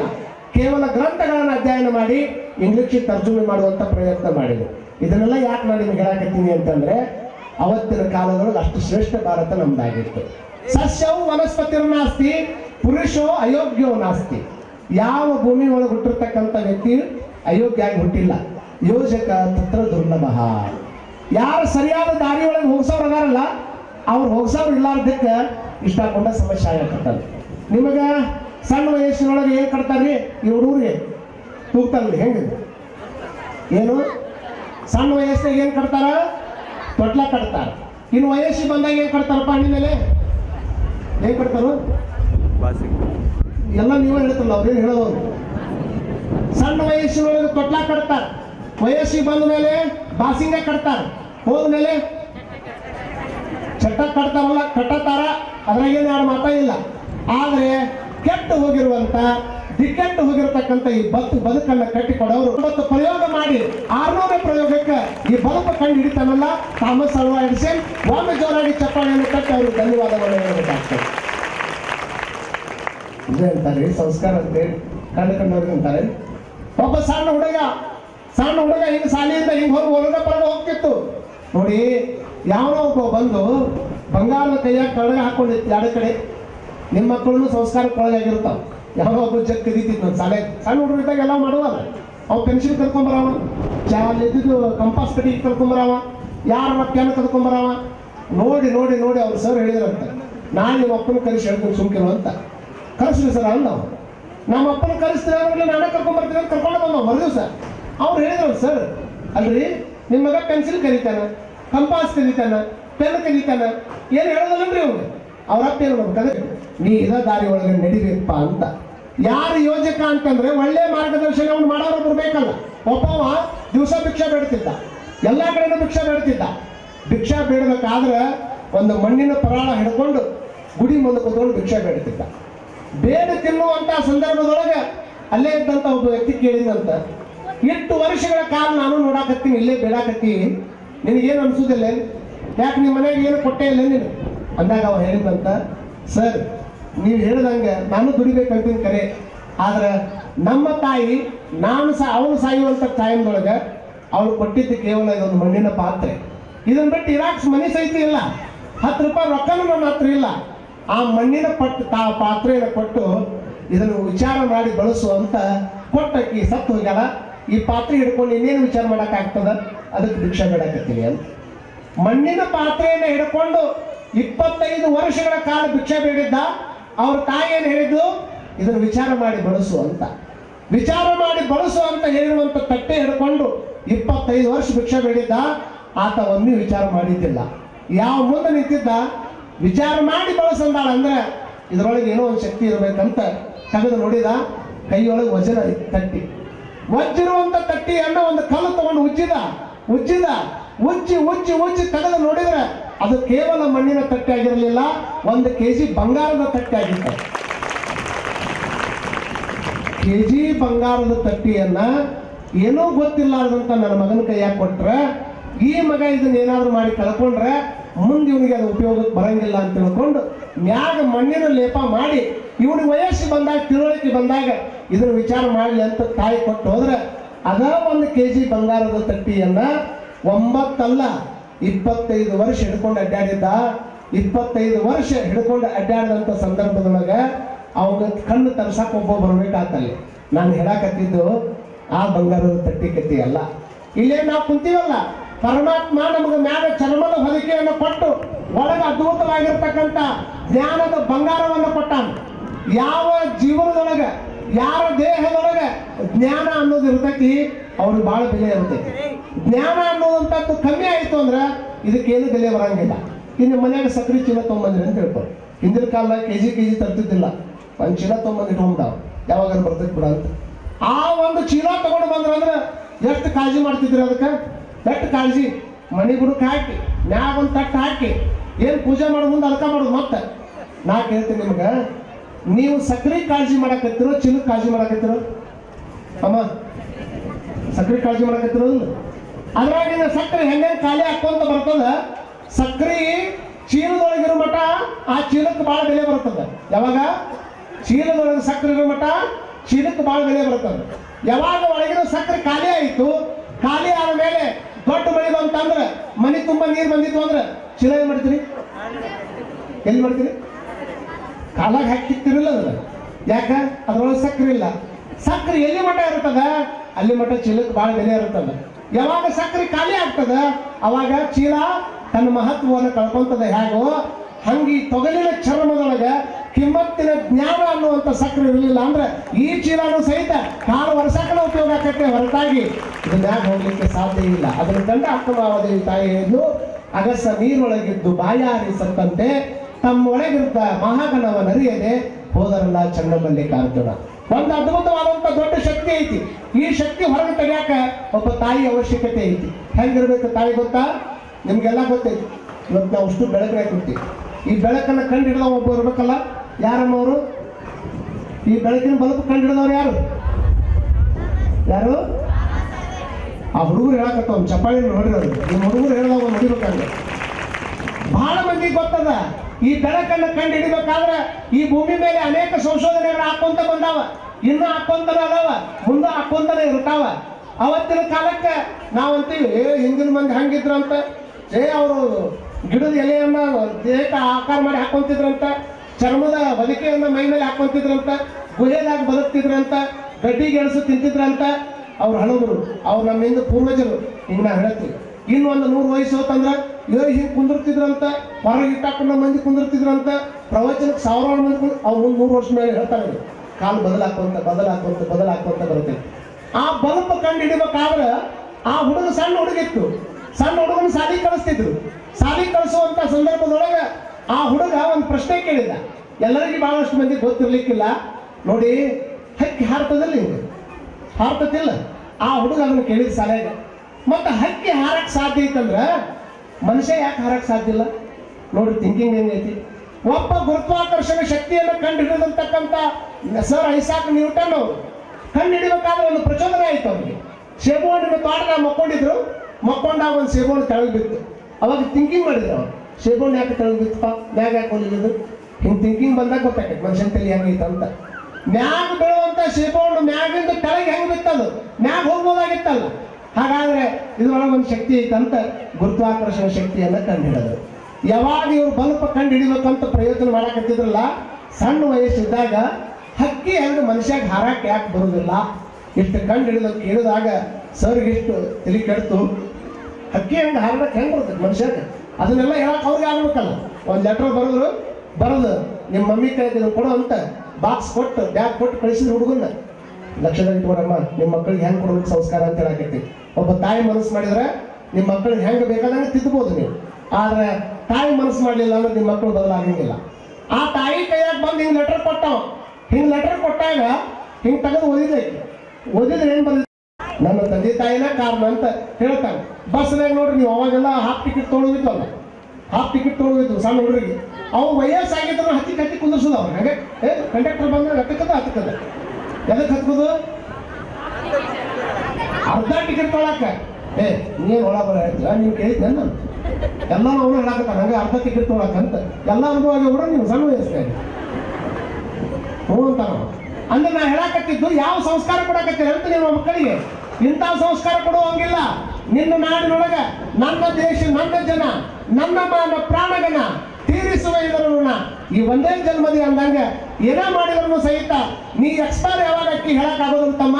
ಎಕ್ಸ್ಪೈರ್ ಆಗೋದಕ್ಕಿಂತ ಮುಂಚೆಕ 4 ಮಂದಿ ಇನ್ಸ್ಪೈರ್ ಆಗೇ ಸಾಯ್ಬೇಕನ್ನೋ ಸಂಸ್ಕಾರವನ್ನ ನಿಮ್ಮ ಮಕ್ಕಳಿಗೆ ಹಾಕ್ಬೇಕೆ ಹೊರತಾಗಿ ಅದನ್ನ ಬಿಟ್ಟು ಟಿಕೆಟ್ ತೊಗೊಳಕ್ ಬಗ್ಗಿಸಿದ್ರಿ, ಮತ್ತೊಂದು ಬಗ್ಗಿಸಿದ್ರಿ ಅಂದ್ರೆ ಕೊಟ್ಟರು ಸಂಸ್ಕಾರ ಹೆಂಗೆ ಕೊಡ್ಬೇಕು ಅಂತಂದ್ರ ಶೂರನಾದರೆ ಪೌರವನಾಗು ಛಲದಲ್ಲಿ. ವಯಸ್ಸಾದವರು ತುಂಬಿದ ಚೀಲಿದ್ದಂಗೆ ಏನ್ ಹೇಳಿದ್ರು ಅವ್ರಿಗೆಲ್ಲ ಅನುಭವ ಇರ್ತದ. ಇನ್ನು ಯುವಕ ಯುವತಿಯರು ಇರ್ತಾರಲ್ಲ, ಇವರೆಲ್ಲ ತೂತು ಬಿದ್ದು ಜೋಳಿಗಿದ್ದಂಗ ಅಂತ ಹೇಳ್ತಾನ. ಏನ್ ಹಾಕಿದ್ರೆ ಅದು ಸೂರ್ಯ ಹೋಗೈತೆ ಅಂತ. ಆದ್ರೆ ಖಾಲಿ ಜೋಳಿಗೆ ಯಾವುದು ಅಂದ್ರೆ ಆ ಮಕ್ಕಳ ಮನಸ್ಸಿಗೆ ಹೆಂಗೆ ಹಾಕಬೇಕು ಅಂತಂದ್ರೆ, ಶಾಲೆ ಒಳಗೆ ಹುಡುಗರು ಹಿಂಗೆ ಕುಂತಾಗ ಪಾಠ ಮಾಡ್ತಾ ಇದ್ರು. ಪಾಠ ಮಾಡುವಂಥ ಟೈಮ್ದೊಳಗೆ ಈ ಹುಡುಗರು ಸುಮ್ಮನೆ ಕುಂದ್ರಂಗಿಲ್ಲಲ್ಲ. ಯಾರೋ ಒಬ್ಬರು ಶೇಂಗಾ ಭಾಳ ತಿಂದು ಸೊಟ್ಟಿ ಎಲ್ಲ ಅಲ್ಲೇ ಹಾಕಿದ್ರು.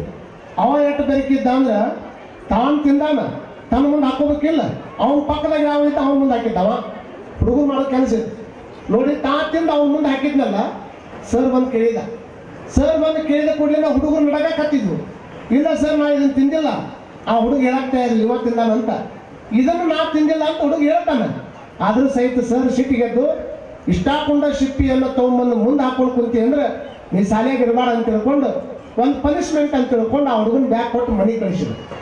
ಹುಡುಗನ ಮ್ಯಾಗೆ ಮನೆಗೆ ಕೊಟ್ಟು ಬ್ಯಾಗ್ ಕೊಟ್ಟು ಮನೆಗೆ ಕಳಿಸಿದ್ರೆ ಅವರಪ್ಪ ಹೊರಗೆ ಕುಂತಿದ್ರು. ಯಾಕೆ ಬಂದಿ ಅಂತ ಕೇಳಿದ್ರು ಅವ್ರು. ಇಲ್ಲ, ಯಾರೋ ಒಬ್ಬ ಶೇಂಗಾ ತಿಂದು ನನ್ನ ಮುಂದೆ ಹಾಕಿದ್ದ, ಆ ಸಿಪ್ಪಿ ನೋಡಿ ನಾನಾ ತಿಂದಿನಂತ ಸರ್ ನನ್ನ ಹೊರಗೆ ಹಾಕ್ಯಾರ, ಅದಕ್ಕೆ ನಾ ಬಂದೀನಿ ಅಂದ. ಅವರಪ್ಪ ಸೀದಾ ಬ್ಯಾಗ್ ಹಿಡ್ಕೊಂಡು ನಡಿ ಸಾಲಿಗೆ ಅಂತ. ಸರ್ನ ಬೇಯಕ್ಕೆ ಬರಲಿಲ್ಲ. ಅವ ನಡಿ ಹೋಗೋನು ಸಾಲಿಗೆ ಅಂತ ಕರ್ಕೊಂಡು ಬಂದು ಸರ್ಗೆ ಹೇಳಿದ, ಯಾಕೆ ಸರ್ ಏನಾಗಿದೆ ನನ್ನ ಮಗನಿಂದ ತಪ್ಪು ಅಂತ. ಅವಾಗ ಸರ್ ಹೇಳಿದ್ರಂತ, ಇಲ್ಲ ನಾ ಅದನ್ನು ಮುಗಿಸ್ಬಿಟ್ಟಿನಿ, ಅದ್ರೇನು ದೊಡ್ಡದು ಮಾಡೋದು ಬೇಡ, ಆ ಹುಡುಗ ತಿಂದಾನ ಅಂತ ತಿಳ್ಕೊಂಡು ಅವ್ರು ಹೇಳ್ಯಾನ, ಆದರೂ ಪನಿಷ್ಮೆಂಟ್ ಇರಲಿ ಅಂತ ಒಂದ್ಸಲ ನಾ ಕಳಿಸ್ಕೊಟ್ಟಿನಿ, ಏನೂ ತೊಂದರೆ ಇಲ್ಲ, ಬೇಕಾದ್ರೆ ಕರ್ಕೊಂಡ್ಬಂದು ಕುಂದಿಸ್ಕೊಡ್ತೀನಿ ಅಂತ. ಅಂದ್ರೆ ಜಗಳ ತೆಗ್ಯಾಕೆ ಬಂದಾರ ಅಂತ ತಿಳ್ಕೊಂಡಿದ್ದವ.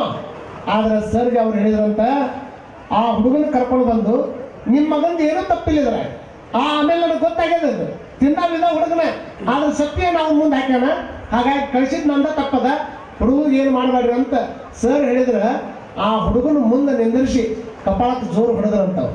ಯಾಕೆ ಹೊಡೆದ್ರು ಗೊತ್ತಾ ಅವ್ರಪ್ಪ ಯಾಕೆ ಹೊಡೆದಿದ್ದ ಅಂದ್ರೆ, ಅಲ್ಲ ಅವ್ರು ಸರ್ ಹೇಳ್ತಾರೆ, ನಿಮ್ಮ ಹುಡುಗ ತಿಂದಿಲ್ಲ ಯಾಕೆ ಅವ್ರು ಹೊಡಿತೀರಿ ಅಂತ ಕೇಳಿದಾಗ, ನೋಡ್ರಿ ಯಾರ ತಿಂದು ಸಿಪ್ಪಿ ಮುಂದೆ ಹಾಕಿರುವಲ್ಲಕ್ಕ ಹಾಕದವನ್ ತಪ್ಪು ಅಂತ ನಾ ಹೇಳಕತ್ತಲ್ಲ. ಅವ ಹಾಕಿದಾಗ ಈ ಸಿಪ್ಪಿಯನ್ನು ತೆಗೆದು ಬಿಟ್ಟು, ಯಾಕಂದ್ರೆ ಸಾಲ ನಂದು ಹೋಗಲಿ, ಸಾಲ ನಮ್ದು ಅನ್ನುವಂಥ ಭಾವನೆ ಇಲ್ಲ, ಅದಕ್ಕೆ ಆ ಸಿಪ್ಪಿ ಮುಂದೆ ಇಟ್ಕೊಂಡು ಕೂತಿದ್ನಲ್ಲ, ಅದಕ್ಕೆ ಇವ್ರು ಕಪಾಳಕ್ಕೆ ನಾ ಹೊಡೆದಿನಿ ಅನ್ನುವಂಥ ಮಾತನ್ನ ಹೇಳ್ತಾನ. ಬೇರೆ ಯಾರು ಹಾಕಿದ್ರು ಸಹಿತ ಅದನ್ನು ತೆಗೆದು ಹೋಗಿಬೇಕು ಅನ್ನುವಂಥ ಬುದ್ಧಿ ಇವ್ನು ಬಂದಿರಲ್ಲ ಅಂತ ತಿಳ್ಕೊಂಡು ಅವರಪ್ಪ ಹೊಡೆದ. ಮುಂದೆ ಅವರೇ ಲೋಕಮಾನ್ಯ ಗಂಗಾಧರ ತಿಲಕರಾದರು ಅನ್ನುವಂಥದ್ದು ಇತಿಹಾಸ ನಾವು ನೋಡ್ಕೊಳ್ತಾ ಬರ್ತೀವಿ.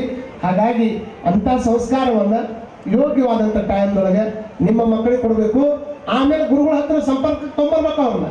ಎಲ್ಲ ಮಾತು ಮಿಕ್ಕಿದ ಮೇಲೆ ನಿಮ್ಮ ಮಕ್ಕಳು ನಿಮ್ಮ ಮಾತು ಕೇಳಲಾರ್ದಂಗೆ ಆದ ಮೇಲೆ ಗುರುಗಳ ನಮ್ಮ ಮನ್ಯಾಗ ನಮ್ಮ ಮಗ ಮಾತಾ ಕೇಳುವಲ್ರಿ, ನನ್ನ ಮನ್ಯಾಗ ಸಿಕ್ಕಾಪಟ್ಟಿ ತೊಂದರೆ ಮಾಡಾಕತ್ತನ್ರಿ, ಯಾವ ಟೈಮ್ದೊಳಗೆ ಮಠದ ಹತ್ರ ತರಬೇಕಾಗಿತ್ತು, ಯಾವ ಟೈಮ್ದೊಳಗೆ ಗುರುಗಳ ಪಾದಕ್ಕೆ ಹಾಕಬೇಕಾಗಿತ್ತು, ಅಂತ ಟೈಮ್ದೊಳಗೆ ಆ ಮಕ್ಕಳನ್ನು ನೀವು ಸರಿಯಾದ ದಾರಿಗೆ ತರಲಿಲ್ಲ ಅಂದ್ರೆ ಆ ಮಕ್ಕಳ ಭವಿಷ್ಯ ಉಜ್ವಲ ಆಗಲಿಕ್ಕೆ ಸಾಧ್ಯ ಇಲ್ಲ ಅನ್ನುವಂಥ ಮಾತನ್ನ ಈ ಸಂದರ್ಭದಲ್ಲಿ ಹೇಳಿ, ಪ್ರತಿಯೊಬ್ಬ ತಾಯಿ ಚಾಲೆಂಜ್ ಮಾಡಿಕೊಂಡ್ರೆ ಯಾವುದು ಅಸಾಧ್ಯ ಅಲ್ಲ ಅನ್ನುವಂಥ ಮಾತನ್ನು ಹೇಳಿ, ನಾನು ಇವತ್ತು ಹೇಳಬೇಕಾಗಿರುವಂಥ ವಿಷಯವನ್ನ ನಾಳೆ ದಿವಸ ಮುಂದುವರಿಸ್ತೇನೆ.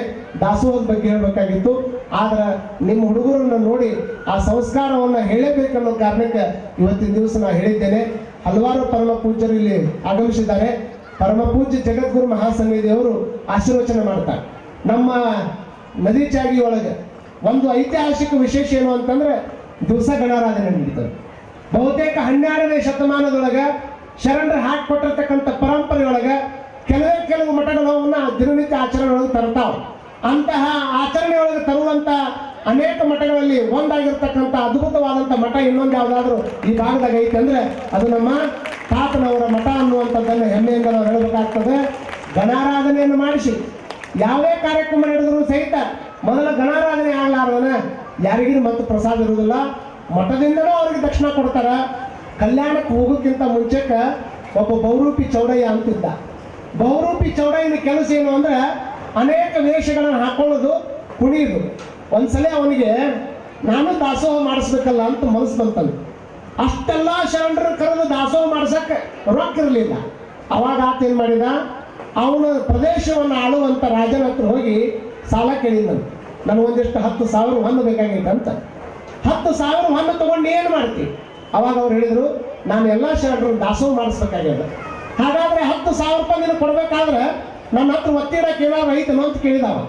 ನಾನು ಶಿವನ ಕಾಯಕ ಮಾಡವ, ಶಿವನ ವೇಷ ಹಾಕೊಳ್ಳವ. ಅದನ್ನು ಬಿಟ್ಟರೆ ಅತಿ ನನಗೆ ಗೊತ್ತಿರುವಂಥದ್ದಂದ್ರೆ ರಾಮಕ್ರಿಯ ರಾಗ ಅನ್ನುವಂಥದ್ದೊಂದು ಹಾಡ್ತೀನಿ. ಶಿವಪೂಜೆ ಮಾಡ್ಬೇಕಾದ್ರೆ ಅದನ್ನು ಹಾಡ್ಕೊಂತ ನಾ ಮಾಡ್ತೀನಿ. ಅದನ್ನು ಹಾಡ್ದಾಗಲೆಲ್ಲ ಜನ ನಾನು ರೊಕ್ಕ ಹಾಕ್ತಾರ. ಅದನ್ನು ಬಿಟ್ಟರೆ ನನ್ನ ಹತ್ರ ಏನೂ ಇಲ್ಲ, ಅದನ್ನ ಒತ್ತಿ ಇಡ್ತೀನಿ, ನನಗೆ 10,000 ಹೊನ್ನು ಕೊಡು ಅಂದ.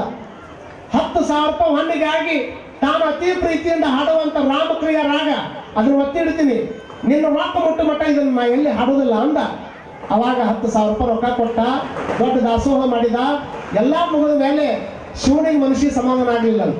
ಶಿವನ ಬಂದ ಅವ್ರ ಮನೆಗೆ ಬೇರೆ ವೇಷ ಹಾಕೊಂಡು, ನಾಗಿನಾಥನ ದೇವರ ವೇಷ ಹಾಕೊಂಡು, ನೀ ದಿವಸ ಹಾಡ್ತಿದ್ದಲ್ಲೋ ಬಹುರೂಪಿ ಚೌಡಯ್ಯ, ಯಾಕೆ ಹಾಡು ನಿಲ್ಲಿಸಿಯಪ್ಪ, ಅದನ್ನ ಹಾಡ್ಕೊಂತ ಪೂಜೆ ಮಾಡು ಹಿಂಗೆ ಹೇಳಿದ್ರೆ ಚೌಡಯ್ಯ ಅಂದಂತ, ಅದೊಂದು ಬಿಟ್ಟು ಎಲ್ಲ ಕೆಲಸ ಹೇಳ್ರಿ. ಯಾಕೆ ನಾನು 10,000 ರೂಪಾಯಿ ಹೊನ್ನಿಗೆ ಆ ರಾಗ ಅವನ ಹತ್ರ ಒತ್ತಿ ಇಟ್ಟೀನಿ, ನಾನು ಅಲ್ಲಿ ಮಟ್ಟ ಹಾಡೋದಿಲ್ಲ, ರೊಕ್ಕ ತಿರೋ ಮಟ್ಟ ಆ ರಾಗವನ್ನು ಹಾಡಂಗಿಲ್ಲ. ಆ ರಾಗ ಕೇಳ್ಬೇಕಂತಂದ್ರೆ ಶಿವ ಬೇರೆ ವೇಷ ಹಾಕೊಂಡು ಬಂದಾನ. ನೋಡಿ, ನೀ ಇನ್ನು 3 ವರ್ಷ ನನ್ನ ಮನ್ಯಾಗ ನಿಂದರು, ಇನ್ನು 3 ವರ್ಷ ಮನ್ಯಾಗ ನಿಂತಿ ಅಂದ್ರೆ ಅವ್ನು ಸಾಲು ಕೊಡ್ತದ.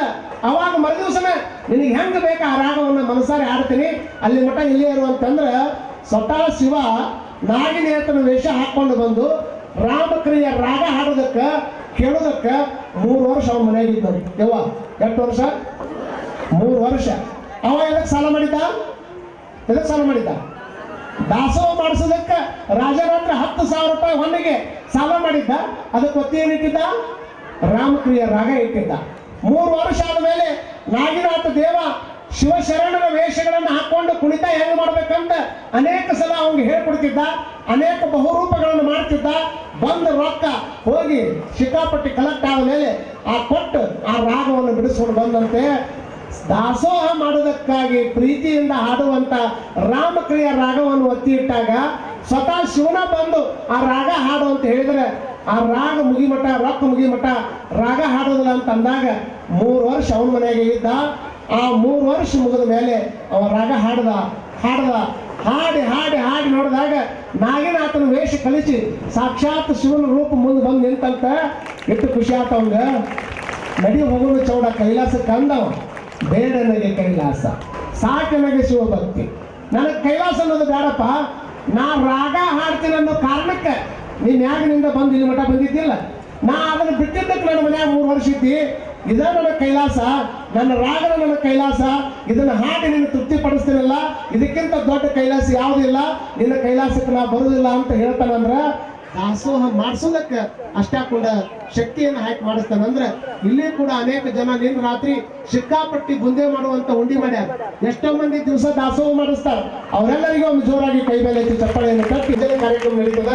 ನಾವೆಲ್ಲ ಹೆಚ್ಚಿನ ಸಂಖ್ಯೆ ಒಳಗೆ ಬರಬೇಕು ಅಂತ ಹಾರೈಸಿ, ಯಾರು ಆ ಕಡೆ ಈ ಕಡೆ ಹೋಗ್ಲಾರ್ದಂಗ ಆ ಕಡೆ ಹೊರಗಿದ್ರೆ ಒಂದ್ ಸ್ವಲ್ಪ ಗಾಳಿ ಪಾಳಿ ಜಾಸ್ತಿ ಐತಪ್ಪ, ಒಳಗೆ ಬಂದು ಕುತ್ಕೋರಿ.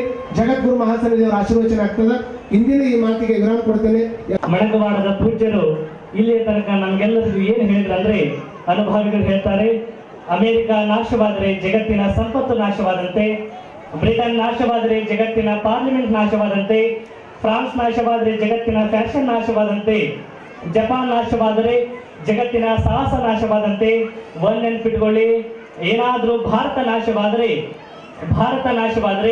ಜಗತ್ತಿನ ಶೀಲ ಮತ್ತು ಸಂಸ್ಕೃತಿಯ ನಾಶವಾದಂತೆ ಅನ್ನುವ ಮಾತನ್ನ ಹೇಳಿರ್ತಕ್ಕಂಥ ಮಡಕವಾಡದ ಪೂಜ್ಯ ಮಹಾಸ್ವಾಮಿಗಳಿಗೆ ತಮ್ಮೆಲ್ಲರ ಜೋರಾದ ಚಪ್ಪಾಳೆಯೊಂದಿಗೆ ಮತ್ತೊಮ್ಮೆ ಅಭಿನಂದನೆಗಳನ್ನ ಸಲ್ಲಿಸುತ್ತಾ ಪೂಜ್ಯರಿಗೆ ಅನಂತ ಪ್ರಣಾಮಗಳನ್ನ ಸಲ್ಲಿಸಿ ಈ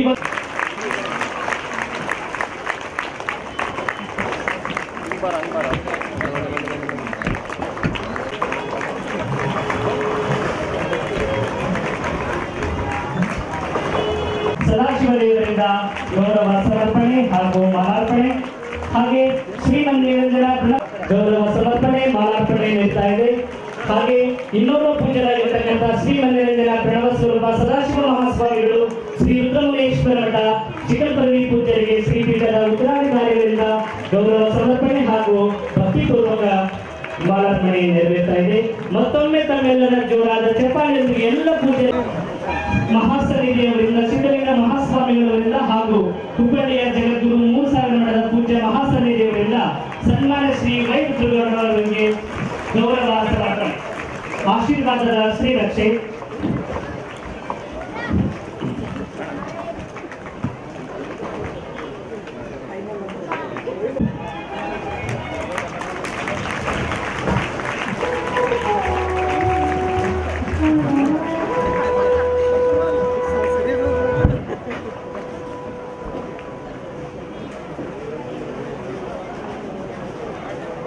ಇರ್ತದೆ. ತದನಂತರ ಪೂಜ್ಯರ ಆಶೀರ್ವಚನ ಇರ್ತದೆ. ತಾವೆಲ್ಲರೂ ಶಾಂತ ರೀತಿಯಿಂದ ಕುಳಿತುಕೊಂಡು ಆಲಿಸಬೇಕಾಗಿ ತಮ್ಮಲ್ಲಿ ವಿನಂತಿ.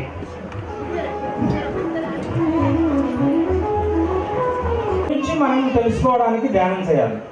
అంటే సంపూర్ణం కావాలి అంటే మనం ఒక ఆత్మ పదార్థము, దైవ పదార్థము, మన శరీరంలో సాక్షాత్ భగవంతులుగా మనం ఉన్నాము అని తెలుసుకోవాలి. వేమన యోగి ఏం చెప్తారంటే, బ్రహ్మమనంగా వేరే పరలోకమున లేడు, బ్రహ్మమనంగా తానే బట్టబయలు, తన్ను తానెరింగిన తానేపో బ్రహ్మము అని చెప్పారు. కాబట్టి మానవ జీవితంలో మన కష్టాలు, నష్టాలు, దుఃఖము, రోగము అన్నీ ఎందుకు వస్తున్నాయంటే సరి అయిన జీవన విధానం లేకపోవడం వల్ల, సరికాని జీవన విధానం వల్ల వస్తూ ఉంది. సరి అయిన జీవన విధానం ఎలా వస్తుంది అంటే మనం ఆత్మతో జీవించినప్పుడు వస్తుంది. మనం మానసికంగా జీవిస్తున్నాము, మన మనస్సు పరిపరి విధాలుగా మనల్ని పక్కదారి పట్టిస్తుంది. మన మనస్సుని ఆధీనంలోకి మనం తీసుకోవాలి అంటే మనం ఖచ్చితంగా ధ్యానం చేసినప్పుడు మాత్రమే సాధ్యమవుతుంది. ఇది ఏ వయసులో వారికైనా అవసరము.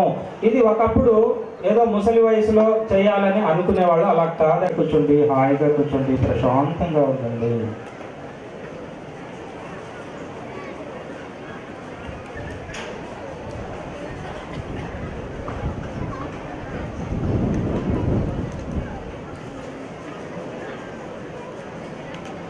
ಯೋಗಾ ಚಿತ್ತವೃತ್ತಿ ನಿರೋಧ. ಚಿತ್ತವೃತ್ತಿ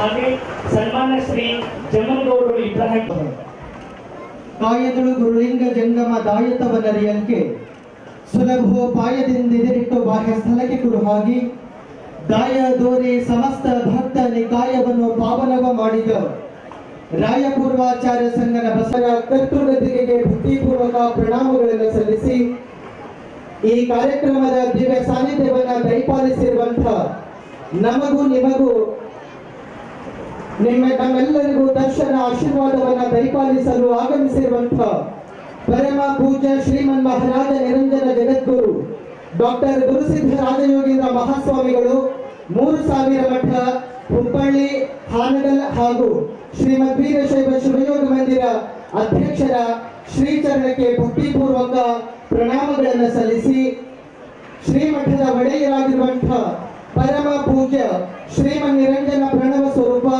ಸಿದ್ಧಲಿಂಗ ಮಹಾಸ್ವಾಮಿಗಳ ಶ್ರೀಚರಣಕ್ಕೆ ಭಕ್ತಿಪೂರ್ವಕ ಪ್ರಣಾಮಗಳನ್ನು ಸಲ್ಲಿಸಿ ವೇದಿಕೆ ಮೇಲೆ ಆಸೀನರಾಗಿರುವಂತಹ ಸಮಸ್ತ ಪೂಜ್ಯರ ಶ್ರೀಚರಣಕ್ಕೆ ಭಕ್ತಿಪೂರ್ವಕ ಪ್ರಣಾಮಗಳನ್ನು ಸಲ್ಲಿಸಿ ಕಲಾದ್ವಯರಲ್ಲಿ ಆಗಮಿಸಿರುವಂತಹ ಸಮಸ್ತ ಶರಣ ತಂದೆ ತಾಯಿಗಳೇ ತಮ್ಮೆಲ್ಲರಿಗೂ ಅನಂತ ಶರಣು ಶರಣಾರ್ಥಿ. ನೀವು ಎಚ್ಚಪ್ಪಾಡಿ ಹೊಡೆದ್ರೆ ನನಗೆ ಗೊತ್ತಾಗಲಿಲ್ಲ. ದೌಡ ನೀವು ಸೀಟ ಖಾಲಿ ಅದ ಕುಂದರಿ ಅಂತ ಹೊಡೆದ್ರು ಅಥವಾ ಮಾತಾಡಿದ್ರು ಅಂತ ಹೊಡೆದ್ರು ಗೊತ್ತಾಗಲಿಲ್ಲ. ಏನ್ ಅನ್ಬೇಕು? ನಮಸ್ಕಾರ ಅನ್ಬೇಕಲ್ಲ, ಎದ್ದಿನಂತೆ ಚಪ್ಪಾಳಿ ಹೊಡೆಯೋದಕ್ಕೆ. ಸೊ ನಾನೇನು ಹೇಳಿದೆ ಅದೇನೆ ನಮ್ಮ ಶರಣ ಸಂಸ್ಕೃತಿಯೊಳಗೆ ಶರಣು ಅಂದವಗೆ ಮರಳಿ ಶರಣು ಶರಣಾರ್ಥಿ ಅನ್ನುವಂತಹ ಪದವನ್ನ ಕೊಟ್ಟಿದ್ದಾರೆ. ಹೀಗಾಗಿ ನಾನಷ್ಟೇ ಅಲ್ಲ, ಇನ್ನು ಮುಂದೆ ಯಾರೇ ನಿಮಗೆ ಶರಣು ಶರಣಾರ್ಥಿ ಅಂತ ಹೇಳಿದ್ರೆ ಏನ್ ಹೇಳ್ಬೇಕ್ರಿ? ಇವಾಗ ಹೇಳ್ತೀರಿ ಎಲ್ಲರಿಗೂ ಶರಣು ಶರಣಾರ್ಥಿ. ಬಹಳ ಖುಷಿ ಆಯ್ತು. ಈಗ ಚನ್ನಬಸವ ತಾತವರ ಪಕ್ಕ ಭಕ್ತರಾದ್ರಿ ಅಂತ ಬಹಳ ಖುಷಿ ಪಡ್ತೇವೆ. ಅದು ಹೋಗ್ತದೆ ಅಂತಂದ್ರೆ ಒಂದು ಕ್ಷಣ ಹೆಸರು ಪರಮ ಪೂಜ್ಯ ಅಭಿನವ ಮೃತ್ಯುಂಜಯ ಮಹಾಸ್ವಾಮಿಗಳ ಹೆಸರು ಬಂದೇ ಹೋಗ್ತದೆ. ಅಷ್ಟರ ಮಟ್ಟಿಗೆ ದೊಡ್ಡ ಪ್ರವಚನಕಾರರಾಗಿ ಇವತ್ತು ನಮ್ಮ ನಾಡಿನೊಳಗೆ ಬೆಳಗ್ತಿದ್ದಾರೆ ಅಂತಂದ್ರೆ ಅದು ನಮ್ಮೆಲ್ಲರ ಹೆಮ್ಮೆ ಎನ್ನುವಂತ ಭಾವವನ್ನ ಈ ಒಂದು ಸಂದರ್ಭದೊಳಗೆ ಹೇಳಕ್ ಇಚ್ಛಾ ಪಡ್ತೇನೆ. 15 ದಿನಗಳ ಪರ್ಯಂತರವಾಗಿ ಅಧ್ಯಾತ್ಮ ಪ್ರವಚನ ಅನ್ನುವಂಥದ್ದು ತಮಗೆಲ್ಲ ನೀಡಿದ್ದಾರೆ. ಅಧ್ಯಾತ್ಮ ಅನ್ನುವಂತಹ ಪದ ತಾವೆಲ್ಲ ಕೇಳಿದಿರಿ. ಅಧ್ಯಾತ್ಮ ಅಂದ್ರೆ ಏನು ಅಂತ ಗಮನ ಇಟ್ಟು ಒಂದು ಕ್ಷಣ ಕೇಳಿದ್ರಿ, ಬಹಳ ಒಂದು ಅನಿಸ್ತದೆ. ಅಧ್ಯಾತ್ಮ ಅಂತಂದ್ರೆ ನಮ್ಮಂಗ ಕಾಯಿ ಬಟ್ಟೆ ಹಾಕೊಂಡು ನಿಮಗೆ ಮನೆ ಬಿಟ್ಟು ಅಂತ ಹೇಳುವಂಥದ್ದಲ್ಲ. ನಮ್ಮಂಗ ಕಾಯಿ ಬಟ್ಟೆ ಹಾಕೊಂಡು ಮಠದೊಳಗ ಕೂರಿ ಎನ್ನುವಂಥದ್ದು ಅಧ್ಯಾತ್ಮ ಅಲ್ಲ. ಹಾಗಾದ್ರೆ ಅಧ್ಯಾತ್ಮ ಅಂದ್ರೆ ಏನು ಅನ್ನುವಂಥ ವಿಚಾರವನ್ನು ಇಟ್ಕೊಂಡು ಮಾತಾಡಿದ್ರೆ ಬಹುಶಃ ಏನು ಅಧ್ಯಾತ್ಮ ಅಂದ್ರೆ ಮನೆಯೊಳಗ ಗಂಡ ಹೆಂಡತಿಯರಿಬ್ಬರು ಹೇಗೆ ಬದುಕು ಮಾಡಬೇಕು, ಆ ಗಂಡ ಹೆಂಡತಿಯರಿಬ್ಬರ ಬದುಕು ಮಕ್ಕಳಿಗೆ ಹೇಗೆ ಮಾರ್ಗದರ್ಶನವಾಗಬೇಕು, ಆ ಮಕ್ಕಳ ಬದುಕು ಸಮಾಜದೊಳಗ ಯಾವ ರೀತಿಯ ಬದಲಾವಣೆ ತರಬೇಕಲ್ಲ, ಇದಕ್ಕೆ ನಿಜವಾದ ಅಧ್ಯಾತ್ಮ ಅಂತಾರೆ. ಇಂಥ ಅಧ್ಯಾತ್ಮ ಪ್ರವಚನ ಕಾರ್ಯಕ್ರಮದೊಳಗ ತಾವೆಲ್ಲ 15 ದಿವಸಗಳ ಕಾಲ ಕೇಳಿದಿರಿ. ಜೀವ ಶಿವನಾಗಬೇಕು, ಆತ್ಮ ಪರಮಾತ್ಮನಾಗಬೇಕು, ಮಾನವ ಮಹದೇವನಾಗಬೇಕು ಅನ್ನುವಂತಹ ಉದ್ದೇಶವನ್ನು ಇಟ್ಕೊಂಡು ಈ ಅಧ್ಯಾತ್ಮ ಪ್ರವಚನ ಅನ್ನುವಂಥದ್ದನ್ನ ಕೇಳ್ತಾ ಬಂದಿದ್ದೀರಿ. ಮಾನವ ನೆನಪಿರಲಿ, ಮಾನವ ಮಾನವನಾಗಿ ಸಾಯಬೇಕು ಅಥವಾ ಮಹಾಮಾನವನಾಗಿ ಸಾಯಬೇಕು ಅಥವಾ ದೇವ ಮಾನವನಾಗಿ ಸಾಯಬೇಕು ಅನ್ನುವಂಥದ್ದು ಬಹಳ ವಿಶೇಷ. ಯಾಕೆ ಈ ಪದವನ್ನು ಬಳಸ್ತೀನಿ ಅಂತಂದ್ರೆ ಸಿದ್ಧಯ್ಯ ಪುರಾಣಿಕರು ಬಹಳ ಸ್ಪಷ್ಟವಾಗಿ ಬರೀತಾರೆ, ಪ್ರೀತಿಸುವವರನ್ನ ಪ್ರೀತಿಸುವವ ಮಾನವ. 3 ಪಂಗಡ ಮಾಡಿಬಿಟ್ಬಿಡ್ತಾರ. ಮಾನವ ಒಳಿತನ್ನೇ ಮಾಡದವರಿಗೂ ಒಳಿತನ್ನು ಮಾಡುವವ ಮಹಾಮಾನವ, ಕೆಳಕನ್ನ ಮಾಡಿದವರಿಗೂ ಒಳಿತನ್ನು ಬಯಸುವವ ದೇವ ಮಾನವನಾಗ್ತಾನೆ. ಸುಮ್ಮನೆ ಎಕ್ಸಾಂಪಲ್ ಕೊಡ್ಬೇಕಂದ್ರ ನೀವೆಲ್ಲ ಮದುವೆಗೆ ಹೋಗ್ತಿರಲ್ಲ, ಮದುವೆಯೊಳಗ ಚಲೋ ಹೊಟ್ಟೆ ತುಂಬ ತಗೊಳ್ತೀರಲ್ಲ, ಕಿಲೋ ಗಟ್ಲೆ ತಾಟ್ನಾಗ ಹಾಕಿಸ್ಕೊಂತೀರಿ, 1/4 ಕಿಲೋ ತಿಂತೀರಿ, 75% ಚಲ ಬಂದಿರ್ತದೆ. ಇದು ನಿಮ್ಮ ಊಟ ಆಗಿರ್ತದೆ. ಹಂಗಾಗಬಾರ್ದು. ಅಲ್ಲಿ ಪ್ರಸಾದ ಮಾಡ್ತೀರಿ, ಸ್ವೀಕಾರ ಮಾಡಿದ ಮೇಲೆ ಬರುವಂತಹ ಕಾಲಕ್ಕ ಅಲ್ಲಿ ಬರ್ಕೊಂತ ಕುಂತಿರ್ತಾರ. ಏನ್ ಬರೀತಿರ್ತಾರ? ಏನು? ವೀಳೆ, ಆಯೇರಿ ವೀಳೆ ಎಲ್ಲ ಪದಗಳನ್ನ ಬಳಸ್ತೀರಿ. ನೆನಪಿರ್ಲಿ, ಅದನ್ನೆಲ್ಲ ನೀವು ಬರೆಸ್ ಬಂದಿರ್ತೀರಿ. ಇನ್ನು ಇವರು ರಾತ್ರಿ ಎಲ್ಲ ಕಣ್ಣಾಗ ಎಣ್ಣೆ ಬಿಟ್ಕೊಂಡು ಕುಂತು ಓದ್ತಿರ್ತಾರ. ಎದ್ರ ಸಲ ಓದ್ತಿರ್ತಾರ? ಯಾರ್ಯಾರು ಬಂದಾರ, ಎಷ್ಟೆಷ್ಟು ಕೊಟ್ಟಾರ, ನಾವು ಮುಂದಿನ ಕಾಲಕ್ಕೆ ಅವ್ರ ಮನೆಗೆ ಏನಾರ ಕಾರ್ಯಕ್ರಮ ಇದ್ದಾಗ ನಾವು ಎಷ್ಟು ಮಾಡೋದು, ಇಷ್ಟೆಲ್ಲ ಕುಂತು ಓದ್ತಿರ್ತಾರ. ನಿಮ್ಮ ಮನೆಯೊಳಗ ಕಾರ್ಯಕ್ರಮ ಇದ್ದಾಗ ಅವರು ಬಂದು ಇಂತಿಷ್ಟು ಅಂತ ಬರೆದು ಹೋಗ್ಬಿಡ್ತಾರ. ಇದೇನ ಎಕ್ಸಾಂಪಲ್ ಯಾಕೆ ಕೊಡ್ತಿದ್ದೀನಿ ಅಂದ್ರ, ಒಳಿತನ್ನು ಮಾಡಿದವರಿಗೆ ಒಳಿತನ್ನು ಮಾಡುವವ ಮಾನವ. ಏನು, ನೀವು ಅಲ್ಲಿ ಬರ್ಸ ಬಂದಿದ್ದೀರಿ, ಅವರು ನಿಮ್ಮ ಹತ್ರ ಬಂದಾಗ ಇದು ಮನುಷ್ಯತ್ವ, ಇದು ಮನುಷ್ಯತ್ವ. ಇನ್ನು ಅವರು ಬರೆಸದೇ ಇದ್ದಾದ್ರೂ ಕೂಡ ನೀವು ಹೋಗಿ ಬರೆಸಿ ಬಂದ್ರಿ ಅಂದ್ರ ಅದು ಮಹಾಮಾನವತ್ವ. ಇನ್ನು ಅವ್ರು ಬರೆಸ್ಲಿ ಬರೆಸದೇ ಇರಲಿ, ಪ್ರೀತಿಸುವವರನ್ನ ಪ್ರೀತಿಸುವ ಅಂತ ಹೇಳಿದ್ನಲ್ಲ, ಕೊನೆಯದಾಗಿ ಕೆಡಕನ್ನ ಬಯಸಿದವರಿಗೂ ಪ್ರೀತಿಸುವವ. ಡಿಸೆಂಬರ್ 25 ಏನ್ ಕರಿತೀರಿ? December 25 Christmas. ಆ ಟೈಮ್ನೊಳಗೆ ನೀವು ಫಿಲಮ್ ನೋಡ್ತಿರ್ತೀರಿ. ಫಿಲಮ್ನೊಳಗೆ ಒಂದು ಘಟನೆ ಆಗ್ತದ. ಕೊನೆಯ ಸಮಯದೊಳಗ ಯಾರು ಯೇಸು ಕ್ರಿಸ್ತ ಮಹಾಶಯನಿಗೆ ಜೀವನ ಪೂರ್ತಿ ಕಷ್ಟವನ್ನ ಕೊಟ್ಟು ಕೊನೆಯ ಕಾಲದೊಳಗ ಶಿಲುಬೆಗೆ ಏರಿಸ್ತಾರ. ಸುಮ್ಮನೆ ಏರ್ಸಂಗಿಲ್ಲ, 2 ಕಾಲು 2 ಕೈಗಳಿಗೆ ಮಳೆಯನ್ನ ಹೊಡಿತಾರ. ಮಳೆಯನ್ನ ಹೊಡೆದು ಎಬ್ಬಿಸಿ ನಿಲ್ಲಿಸ್ತಾರ. ಶಿಲುಬೆ ಅನ್ನುವಂಥದ್ದನ್ನ ನಿಲ್ಲಿಸಿದ ಮೇಲ ಆ ಯೇಸು ಕ್ರಿಸ್ತ ಮಹಾಶಯ ಒಂದೇ ಒಂದು ಮಾತು ಹೇಳ್ತಿರ್ತಾನ. ಏನ್ ಮಾತು ಹೇಳ್ತಿರ್ತಾನಂದ್ರ, ಹೇ ಭಗವಂತನೇ, ದಯವಿಟ್ಟು ಇವರೆಲ್ಲರಿಗೂ ಕ್ಷಮೆಯನ್ನ ಕೊಟ್ಟು ಬಿಡು ಅಂತ. ಆ ಕಷ್ಟ ಕೊಟ್ಟರು ಕೂಡ ಕ್ಷಮೆಯನ್ನ ಯಾಚಿಸ್ತಾನೆ ಅಂದ್ರ ಇದಕ್ಕಂತಾರ ಕೆಡಕನ್ನ ಬಯಸಿದವರಿಗೂ ಪ್ರೀತಿಸುವವ ಮಹಾದೇವ ಮಾನವ ಅಂತ. ಹೀಗಾಗಿ ಅಧ್ಯಾತ್ಮ ಅಂದ್ರೆ ಇದು ನಿಜವಾದ ಅಧ್ಯಾತ್ಮದ ತಳಹದಿ ಅನ್ನುವಂಥ ಮಾತನ್ನ ಈ ಒಂದು ಸಂದರ್ಭದೊಳಗೆ ತಿಳಿಸಿ, ಮನೆಯೊಳಗ ಆರತಿ ಮಾಡ್ತಿರಲ್ಲ, ಕಳುಸ್ ಅಂತ ಕರಿತೀರಿ. ಆ ಆರತಿ ಒಳಗೆ ಏನೇನ್ ಇರ್ತದ? ಎಣ್ಣೆ ಇರ್ತದ, ಬತ್ತಿ ಇರ್ತದ, ಇರ್ತದಲ್ಲ. ಎಣ್ಣೆ ಬತ್ತಿ ದೀಪ ಇದ್ದು ಮಾತ್ರ ಹತ್ತತೆ. ಏನ್ ಬೇಕದ? ಕಡ್ಡಿಪಟ್ನ ಬೆಂಕಿ ಹಚ್ಚಕ್ಕಲ್ಲ, ದೀಪ ಹಚ್ಚಕ. ಜೀವನದೊಳಗೆ ಕಡ್ಡಿಪಟ್ನ ಬಹಳಷ್ಟು ಜನ ಬೆಂಕಿ ಹಚ್ಚಾಕ ತಗೊಂಡಾರೆ, ವಿನಃ ಯಾರು ದೀಪ ಹಚ್ಚಾಕ ತಗೊಂಡಿಲ್ಲ.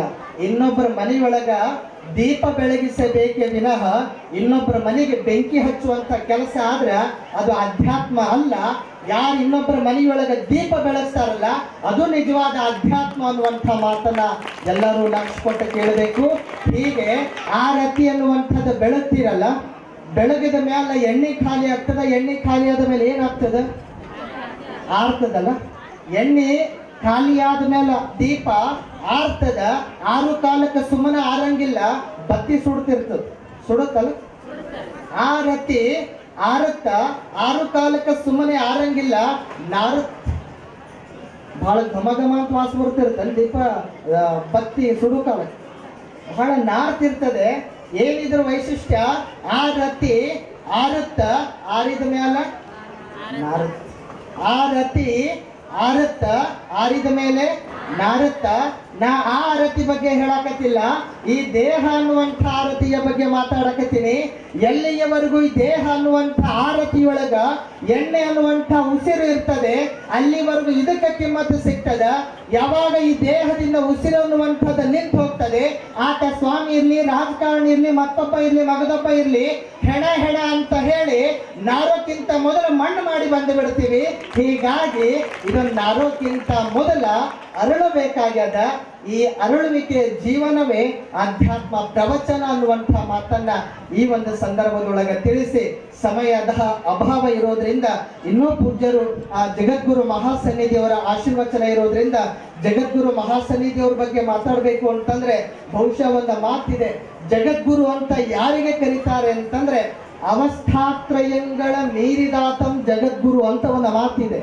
ಜಾಗ್ರ, ಸ್ವಪ್ನ, ಸುಷುಪ್ತಿ ಅಂತ ಈ 3 ಅವಸ್ಥೆಗಳನ್ನ ಹಗಲು ರಾತ್ರಿ ಎನ್ನದಂಗ ಸಮಾಜಕ್ಕಾಗಿ ಧರ್ಮಕ್ಕಾಗಿ ಯಾರು ತಮ್ಮ ಬದುಕನ್ನ ಸವಿಸ್ತಿರ್ತಾರ ಅವರಿಗೆ ನಿಜವಾದ ಜಗದ್ಗುರುಗಳು ಅಂತಾರೆ. ಪರಮ ಪೂಜ್ಯ ಜಗದ್ಗುರು ಮಹಾಸನ್ನಿಧಿಯವರು ಕೇವಲ ಜಾಗದ ಜಗದ್ಗುರುಗಳಾಗ್ಲಿಲ್ಲ. ಹಾಗಾದ್ರೆ ಯಾವ ಜಗದ್ಗುರುಗಳಾಗಿದ್ದಾರೆ ಅಂತಂದ್ರೆ ನೆನಪಲ್ಲಿ ಇಟ್ಕೊಳ್ಬೇಕು. ಜಗದ್ಗುರು ಮಹಾಸನ್ನಿಧಿಯವರು ಈ ನಾಡಿನೊಳಗ ಜಾಗದ ಜಗದ್ಗುರುಗಳಾಗದೆ ಓರ್ವ ಜಾಗೃತ ಜಗದ್ಗುರುಗಳಾಗಿ ನಾಡಿನೆಲ್ಲ ಸಂಚರಿಸಿ ನಮ್ಮಂಥವರನ್ನ ಉದ್ಧಾರ ಮಾಡ್ತಿದ್ದಾರೆ. ನಮ್ಮಂಥ ಯುವಯತಿಗಳಿಗೆ ಮಾರ್ಗದರ್ಶನ ಅನ್ನುವಂಥದ್ದನ್ನ ಮಾಡ್ತಿದ್ದಾರೆ. ಅಂಥ ಜಗದ್ಗುರು ಮಹಾಸನ್ನಿಧಿಯವರ ಆಶೀರ್ವಚನದ ಕಾರ್ಯಕ್ರಮ ಅನ್ನುವಂಥದ್ದಿದೆ. ನಾವುಗಳೆಲ್ಲ ಗುಡಿ ಅನ್ನುವಂಥದ್ದನ್ನ ಕಟ್ಟಿದ್ದೀವಿ. ಇನ್ನು ಅದರ ಮೇಲೆ ಏನು ಬೇಕು? ಕಳಸ, ಗೋಪುರ ಅಂತ ಕರೀತೀರಲ್ಲ, ಆ ಕಳಸ ಯಾರು ಇಡ್ತಾರೆ ಅಂತಂದ್ರೆ ಜಗದ್ಗುರು ಮಹಾಸನ್ನಿಧಿಯವರು ತಮ್ಮ ಆಶೀರ್ವಚನದ ಮೂಲಕ ಕಳಸ ಪ್ರಾಯವಾಗಿ ಆಶೀರ್ವಚನವನ್ನ ದಯಪಾಲಿಸೋರಿದ್ದಾರೆ. ಹೀಗಾಗಿ ಅರ್ಧ ರಾತ್ರಿ ಎದ್ದು ಭಿಕ್ಷಾ ಪಾತ್ರೆಯ ಹಿಡಿದು ಮನೆಯ ಬಿಟ್ಟು ಹೊರಟರೆ ನಿನ್ನ ಬುದ್ಧನೆಂದು ಯಾರೂ ಕರೆಯುವುದಿಲ್ಲ. ನೆನಪಿರಬೇಕು. ಅರ್ಧ ರಾತ್ರಿ ಎದ್ದು ಭಿಕ್ಷಾ ಪಾತ್ರೆಯ ಹಿಡಿದು ಮನೆಯ ಬಿಟ್ಟು ಹೊರಟರೆ ನಿನ್ನ ಬುದ್ಧನೆಂದು ಯಾರೂ ಕರೆಯುವುದಿಲ್ಲ. ತರುಣಿಯರ ಮಧ್ಯೆ ಕೊಳಲ ಹಿಡಿದು ನಿಂತರೆ ನಿನಗೆ ಕೃಷ್ಣ ಎಂದು ಯಾರೂ ಓಲೈಸುವುದಿಲ್ಲ. ತರುಣಿಯರ ಮಧ್ಯೆ ಕೊಳಲ ಹಿಡಿದು ನಿಂತರೆ ನಿನಗೆ ಕೃಷ್ಣ ಎಂದು ಯಾರೂ ಓಲೈಸುವುದಿಲ್ಲ. ಬಿಲ್ಲು ಬಾಣಗಳ ಹಿಡಿದು ಎಲ್ಲರನ್ನ ಎದುರಿಸಿದರೆ ನಿನಗೆ ರಾಮ ಎಂದು ಯಾರೂ ಕರೆಯುವುದಿಲ್ಲ. ಕೈಯೊಳಗೆ ತಾಡೋಲೆಯ ಹಿಡಿದು ನಾಡೆಲ್ಲ ಸಂಚರಿಸಿದರೆ ನಿನಗೆ ಅಕ್ಕ ಮಹಾದೇವಿ, ಬಸವಣ್ಣ, ಅಲ್ಲಮ ಪ್ರಭು ಎಂದು ಯಾರೂ ಅಡ್ಡ ಬೀಳುವುದಿಲ್ಲ. ದೊಡ್ಡವರ ಹೆಸರು ಬಳಸಿದಾಕ್ಷಣ ಯಾವ ದೊಡ್ಡನು ಅಡ್ಡ ಬೀಳುವುದಿಲ್ಲ. ನಿನ್ನ ಏಳಿಗೆಗೆ ನೀನೇ ಶಿಲ್ಪಿಯಾದರೆ ನಾಡೇ ನಿನಗೆ ಸೆರಗೊಟ್ಟಿ ಶರಣೆನ್ನುವುದ ಹಾಗೆ ನಿಮ್ಮ ಬದುಕು ನಿಮ್ಮ ಕೈಯೊಳಗಿದೆ ಅನ್ನುವಂಥ ಮಾತನ್ನ ತಿಳಿಸಿ ಆ ಲಿಂಗೈಕ್ಯ ಚನ್ನಬಸವ ತಾತನವರ ಹಾಗೂ ಜಗದ್ಗುರು ಮಹಾಸನ್ನಿಧಿಯವರ ಆಶೀರ್ವಾದ ನಿಮ್ಮೆಲ್ಲರ ಮೇಲೆ ಇರಲಿ ಅನ್ನುವಂಥ ಮಾತನ್ನ ತಿಳಿಸಿ ನನ್ನ ಮಾತ ನಿಮಗೂ ವಾಂತಿಯಾಗೋಕ್ಕಿಂತ ಚಿನ್ನ ಅನಂತ ಚಿನ್ಮಾರುತ ಮೂರ್ತೆ ಸ್ವಾನುಭೂತಿಕಮಾನಾಯ ನಮ ಶಾಂತಯ ತೇಜಸ್ಸೆ. ಪ್ರಾತಸ್ಮರಣೀಯ ಬಸವಾದಿ ಶಿವಶರಣರನ್ನ, ಎನ್ನಪ್ಪ ಎನ್ನೊಡೆಯ ಹಾನಗಲ್ಲ ಕುಮಾರೇಶನನ್ನ, ಈ ನಾಡಿನ ಎಲ್ಲ ಸಂತ ಪರಂಪರೆಯನ್ನು ಸ್ಮರಿಸಿಕೊಂಡು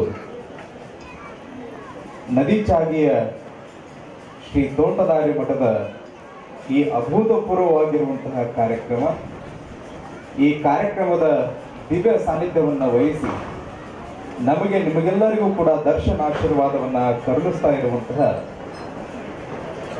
ಹುಬ್ಬಳ್ಳಿ ಹಾನಗಲ್ಲ 3000 ಮಠದ ಶ್ರೀಮನ್ ಮಹಾರಾಜ ನಿರಂಜನ ಜಗದ್ಗುರು ಡಾಕ್ಟರ್ ಗುರುಸಿದ್ಧ ಮಹಾಪ್ಪಂಗಳ ಪಾದಗಳಲ್ಲಿ ಅನಂತ ಪ್ರಣಾಮಗಳನ್ನು ಸಲ್ಲಿಸಿ ಈ ಕಾರ್ಯಕ್ರಮದ ರೂವಾರಿಗಳು, ಹಿರಿಯರು, ಲಿಂಗ ಪೂಜಾ ನಿಷ್ಠರು ಆಗಿರುವಂತಹ ಪರಮ ಪೂಜ್ಯರಾಗಿರುವಂತಹ ಸಿದ್ಧಲಿಂಗ ಅಪ್ಪಗಳ ಪಾದಗಳಲ್ಲಿ ಅನಂತ ಪ್ರಣಾಮಗಳನ್ನು ಸಲ್ಲಿಸಿ ವೇದಿಕೆ ಮೇಲಿರುವಂತಹ ಸರ್ವ ಪರಮ ಪೂಜ್ಯರ ಶ್ರೀಪಾದಗಳಲ್ಲಿ ಪ್ರಣಾಮಗಳನ್ನು ಸಲ್ಲಿಸ್ತಾ ಕಲಾವಿದರಲ್ಲಿ ಯಾವತ್ತು ಈ ಗ್ರಾಮದ ಎಲ್ಲ ಸಮಸ್ತ ಶಿವಶರಣೆಯರಲ್ಲಿ ಅನಂತ ಶರಣು ಶರಣಾರ್ಥಿಗಳು. ಅವ್ರು ಹೇಳಿರುವಂತಹ ಎಫೆಕ್ಟ್ ಬಹಳ ಚಲೋ ಬಂತು. ಇಲ್ಲಿ ಆಧ್ಯಾತ್ಮ ಪ್ರವಚನ ಅನ್ನುವಂಥದ್ದು ನಡೆದದ. ಆಧ್ಯಾತ್ಮ ಪ್ರವಚನ ಅನ್ನುವಂಥದ್ರೊಳಗ ಆಧ್ಯಾತ್ಮ ಅನ್ನುವಂಥದ್ರ ಬಗ್ಗೆ ಪರಮ ಪೂಜ್ಯರಾಗಿರುವಂಥವ್ರು ಮಾತಾಡಿದ್ದಾರೆ. ಹಾಗಾದ್ರೆ ಈ ಆಧ್ಯಾತ್ಮ ಅನ್ನುವಂಥದ್ದು ಏನು ಅಂತ ಹೇಳಂದ್ರೆ ಇದು ನಮ್ಮನ್ನ ನಾವು ತಿಳ್ಕೊಳ್ಳುವಂಥದ್ದು ಆಧ್ಯಾತ್ಮ. ನಮ್ಮನ್ನ ನಾವು ತಿಳ್ಕೋಬೇಕಾಗಿತ್ತು ಅಂತ ಹೇಳಂದ್ರೆ ನಾವು ಎಲ್ಲಿಗೆ ಬರಬೇಕು? ನಮ್ಮನ್ನ ನಾವು ತಿಳ್ಕೋಬೇಕಾಗಿತ್ತು ಅಂತ ಹೇಳಂದ್ರ ಆಧ್ಯಾತ್ಮದೊಳಗ ಒಂದು 3 ಸಿಗ್ತಾವ. ಆಧ್ಯಾತ್ಮದೊಳಗ ಒಂದು 3 ಸಿಗ್ತಾವ. ಆ ಆಧ್ಯಾತ್ಮದೊಳಗ 3 ಸಿಗುವಂಥವು ಯಾವಪ್ಪ ಅಂತ ಹೇಳಂದ್ರ ಒಂದು ಸಂಸ್ಕಾರ, ಇನ್ನೊಂದು ಗುರು, ಇನ್ನೊಂದು ಮುಕ್ತಿ. ಯಾವುದು? ಸಂಸ್ಕಾರ, ಗುರು, ಇನ್ನೊಂದು ಮುಕ್ತಿ. ಈ 3 ಕೂಡ ಎಲ್ಲಿ ಸಿಗುತ್ತಾವ ಅಂತ ಹೇಳಿದ್ರೆ ಆಧ್ಯಾತ್ಮದೊಳಗೆ ಸಿಗುತ್ತಾವ. ನೀವೆಲ್ಲ ಇಲ್ಲಿ ಪ್ರವಚನ ನಡೆದದ ಅಂತ ತಿಳ್ಕೊಂಡು ಏನು ಬಂದು ಕುಂತಿರಲ್ಲ, ಇಲ್ಲಿ ಬಂದು ಕುಂತಾಗ ಇಲ್ಲಿರುವಂತಹ ಪರಮ ಪೂಜ್ಯರು ನಿಮಗೆ ಆಶೀರ್ವಚನವನ್ನು ದಯಪಾಲಿಸ್ತಾರ, ನಿಮಗೊಂದು ಸಂಸ್ಕಾರವನ್ನ ಕೊಡ್ತಾರ. ಹಂಗಾದ್ರ ಇಲ್ಲಿ ಏನ್ ಸಿಗುತ್ತದ? ಸಂಸ್ಕಾರ ಅನ್ನುವಂಥದ್ದು ಸಿಗ್ತದ. ಹಂಗಾದ್ರ ಸಂಸ್ಕಾರವನ್ನು ಹೇಳುವಂಥವ್ರು ಯಾರು? ಗುರು. ಆ ಗುರುಗಳು ಕೂಡ ಇಲ್ಲಿ ಸಿಗುತ್ತಾರ. ಹಂಗಾದ್ರ ಗುರುಗಳ ಮುಖಾಂತರ ಸಂಸ್ಕಾರ ಸಿಗುತ್ತದ ಅಂದ್ಮೇಲೆ ಇದಕ್ಕೆ ಸಂಸ್ಕಾರ ಆದ್ಮೇಲೆ ಮತ್ತೆ ಮುಂದೆ ಏನು ಬೇಕು? ಮುಕ್ತಿ ಅನ್ನುವಂಥದ್ದು. ಹೌದಲ್ಲ? ಇವು 3 ಈ ಆಧ್ಯಾತ್ಮದೊಳಗಡೆ ಸಿಗುತ್ತಾವ. ನಾವೆಲ್ಲರೂ ಕೂಡ ಆ ಭಗವಂತನನ್ನ ಕಾಣ್ಲಿಕ್ಕೆ ನಾವೆಲ್ಲರೂ ಕೂಡ ಹಪ್ಪಿಸ್ತಾ ಇರ್ತೀವಿ, ಯಾವಾಗಲೂ ಕೂಡ ಚಡಪಡಿಸ್ತಾ ಇರ್ತೀವಿ. ದೇವರ ಹತ್ರ 15 ರೂಪಾಯಿ ಒಂದು ತೆಂಗಿನಕಾಯಿ ತಗೊಂಡು ಹೋಗ್ತೀವಿ, 1-2 ರೂಪಾಯಿ ಉದಿನಕಡ್ಡಿ ತೆಗೆದುಕೊಂಡು ಹೋಗ್ತೀವಿ, ಒಂದಿಷ್ಟು ಕರ್ಪೂರವನ್ನು ತೆಗೆದುಕೊಂಡು ಹೋಗಿ ಭಗವಂತನ ಹತ್ರ ನಾವು ಪ್ರಾರ್ಥನೆ ಮಾಡ್ತೀವಿ. ಯಪ್ಪ, ನೀ ನನಗ ದರ್ಶನ ನೀಡು, ನೀ ನನಗ ದರ್ಶನ ನೀಡು, ನನಗ ಮುಕ್ತಿ ಕೊಡು ಅಂತ ತಿಳ್ಕೊಂಡು ನಾವೆಲ್ಲರೂ ಬೇಡ್ತೀವಿಲ್ರಿ? ಬೇಡ್ತೀವಿ. ಕಾರಣ ಈ ಜನ್ಮವನ್ನು ನಾವು ತಾಳಿ ಬಂದೀವಿ, ಇದಕ್ಕೊಂದು ಮುಕ್ತಿ ಸಿಗಬೇಕು ಅನ್ನುವಂತ ಒಂದು ಕಾರಣದಿಂದ ಅದನ್ನೆಲ್ಲ ತಗೊಂಡು ಹೋಗಿ ಲಂಚ ಇಟ್ಟ ಅವನ ಹತ್ರ ಕೇಳ್ತೀವಿ. ಯಪ್ಪ, ನನಗೆ ಹೆಂಗ ಮಾಡು, ತಂದೆ ನನಗೆ ಹಿಂಗ ಮಾಡು ಅಂತ ತಿಳ್ಕೊಂಡು ಆ ಭಗವಂತನಲ್ಲಿ ನಾವು ಪ್ರಾರ್ಥನೆ ಮಾಡ್ತೀವಿ. ಹಂಗಾದ್ರೆ ಭಗವಂತ ನಮ್ಗೆ ಯಾವಾಗ ಸಿಗಬೇಕು? ಸಿಗ್ತಾನೇನು ಭಗವಂತ? ಅದಕ್ಕ ಆ ಭಗವಂತನನ್ನ ಕಾಣೋಕ್ ಆಗೋದಿಲ್ಲ ಅಂತ ತಿಳ್ಕೊಂಡು ಈ ಗುರುವಿನ ಹತ್ರ ನಮ್ಮನ್ನ ಕಳಿಸ್ತಾನ. ಈ ಗುರುವಿನ ಹತ್ರ ನೀನು ಹೋಗು, ಆ ಗುರುವಿನ ಪಾದ ಹಿಡ್ಕೋ, ಅವಾಗ ನಿನಗೊಂದು ಸಂಸ್ಕಾರ ಸಿಗ್ತದ. ಆ ಸಂಸ್ಕಾರದಿಂದ ನಿನಗೊಂದು ಮುಕ್ತಿ ಸಿಗ್ತದ. ಮುಕ್ತಿ ಸಿಕ್ಕ ಮೇಲೆ ನೀನು ಭಗವಂತನನ್ನ ಕಾಣ್ಲಿಕ್ಕೆ ಸಾಧ್ಯ ಅದ ಅಂತ ಹೇಳ್ತಾರೆ. ಅದಕ್ಕೆ ಏನ್ ಮಾಡಿದೇವ ಪ್ರಸಾದ ಸೇವೆ ಮಾಡಿಸಾರ ಕೈ ತಗೊಂಡು ಕೈಗಳಿರೋದು ಕಟ್ಟಿಕೊಳ್ಳೋದಕ್ಕಲ್ಲ, ಕಟ್ಟಿ ಸಭೆಗೆ ಸೋದೆಯನ್ನ ತರುವುದಕ್ಕಾಗಿ ಕಡೆ ಚಪ್ಪಾಳೆ ಆಮೇಲೆ ಗೊಂದಿ ಹೋಗಿ ನಿಮ್ಗೆಲ್ಲ ಉಣ್ಣಾಕ ಮತ್ತೆ ಗಟ್ಟಿಯಾಗಿ ಮನೆ ಹೋಗಿ ಅಂತ ನೀವೇನು ಅಂದು ಮಾಡ್ರಿ.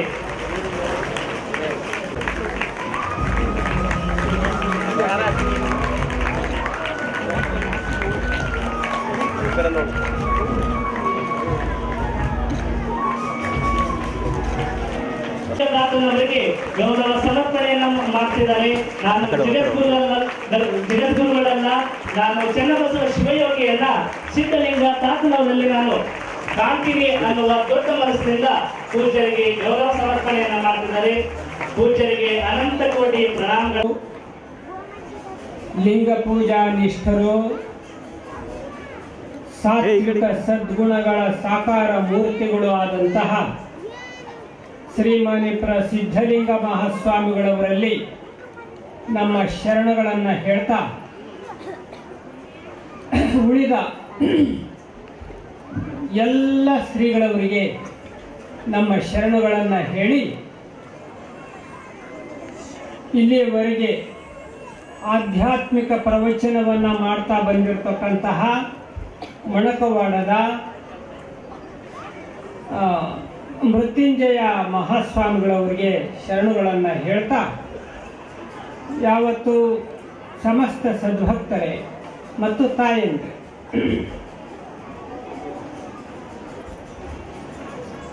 ಈ ಕಾರ್ಯಕ್ರಮ ಹಲವಾರು ಕಾರ್ಯಕ್ರಮಗಳ ಸಮುಚ್ಚಯವಾಗಿದೆ.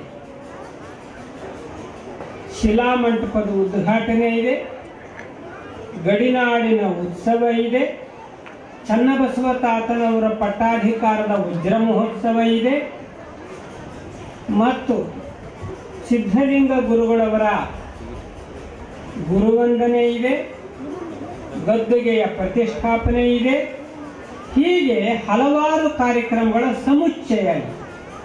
ಬಹಳ ದೊಡ್ಡದಾದಂತಹ ಧಾರ್ಮಿಕ ಮತ್ತು ಸಾಂಸ್ಕೃತಿಕ ಸಂವೇದನೆಯನ್ನು ಒಳಗೊಂಡಂತಹ ಕಾರ್ಯಕ್ರಮ ಇದೆ.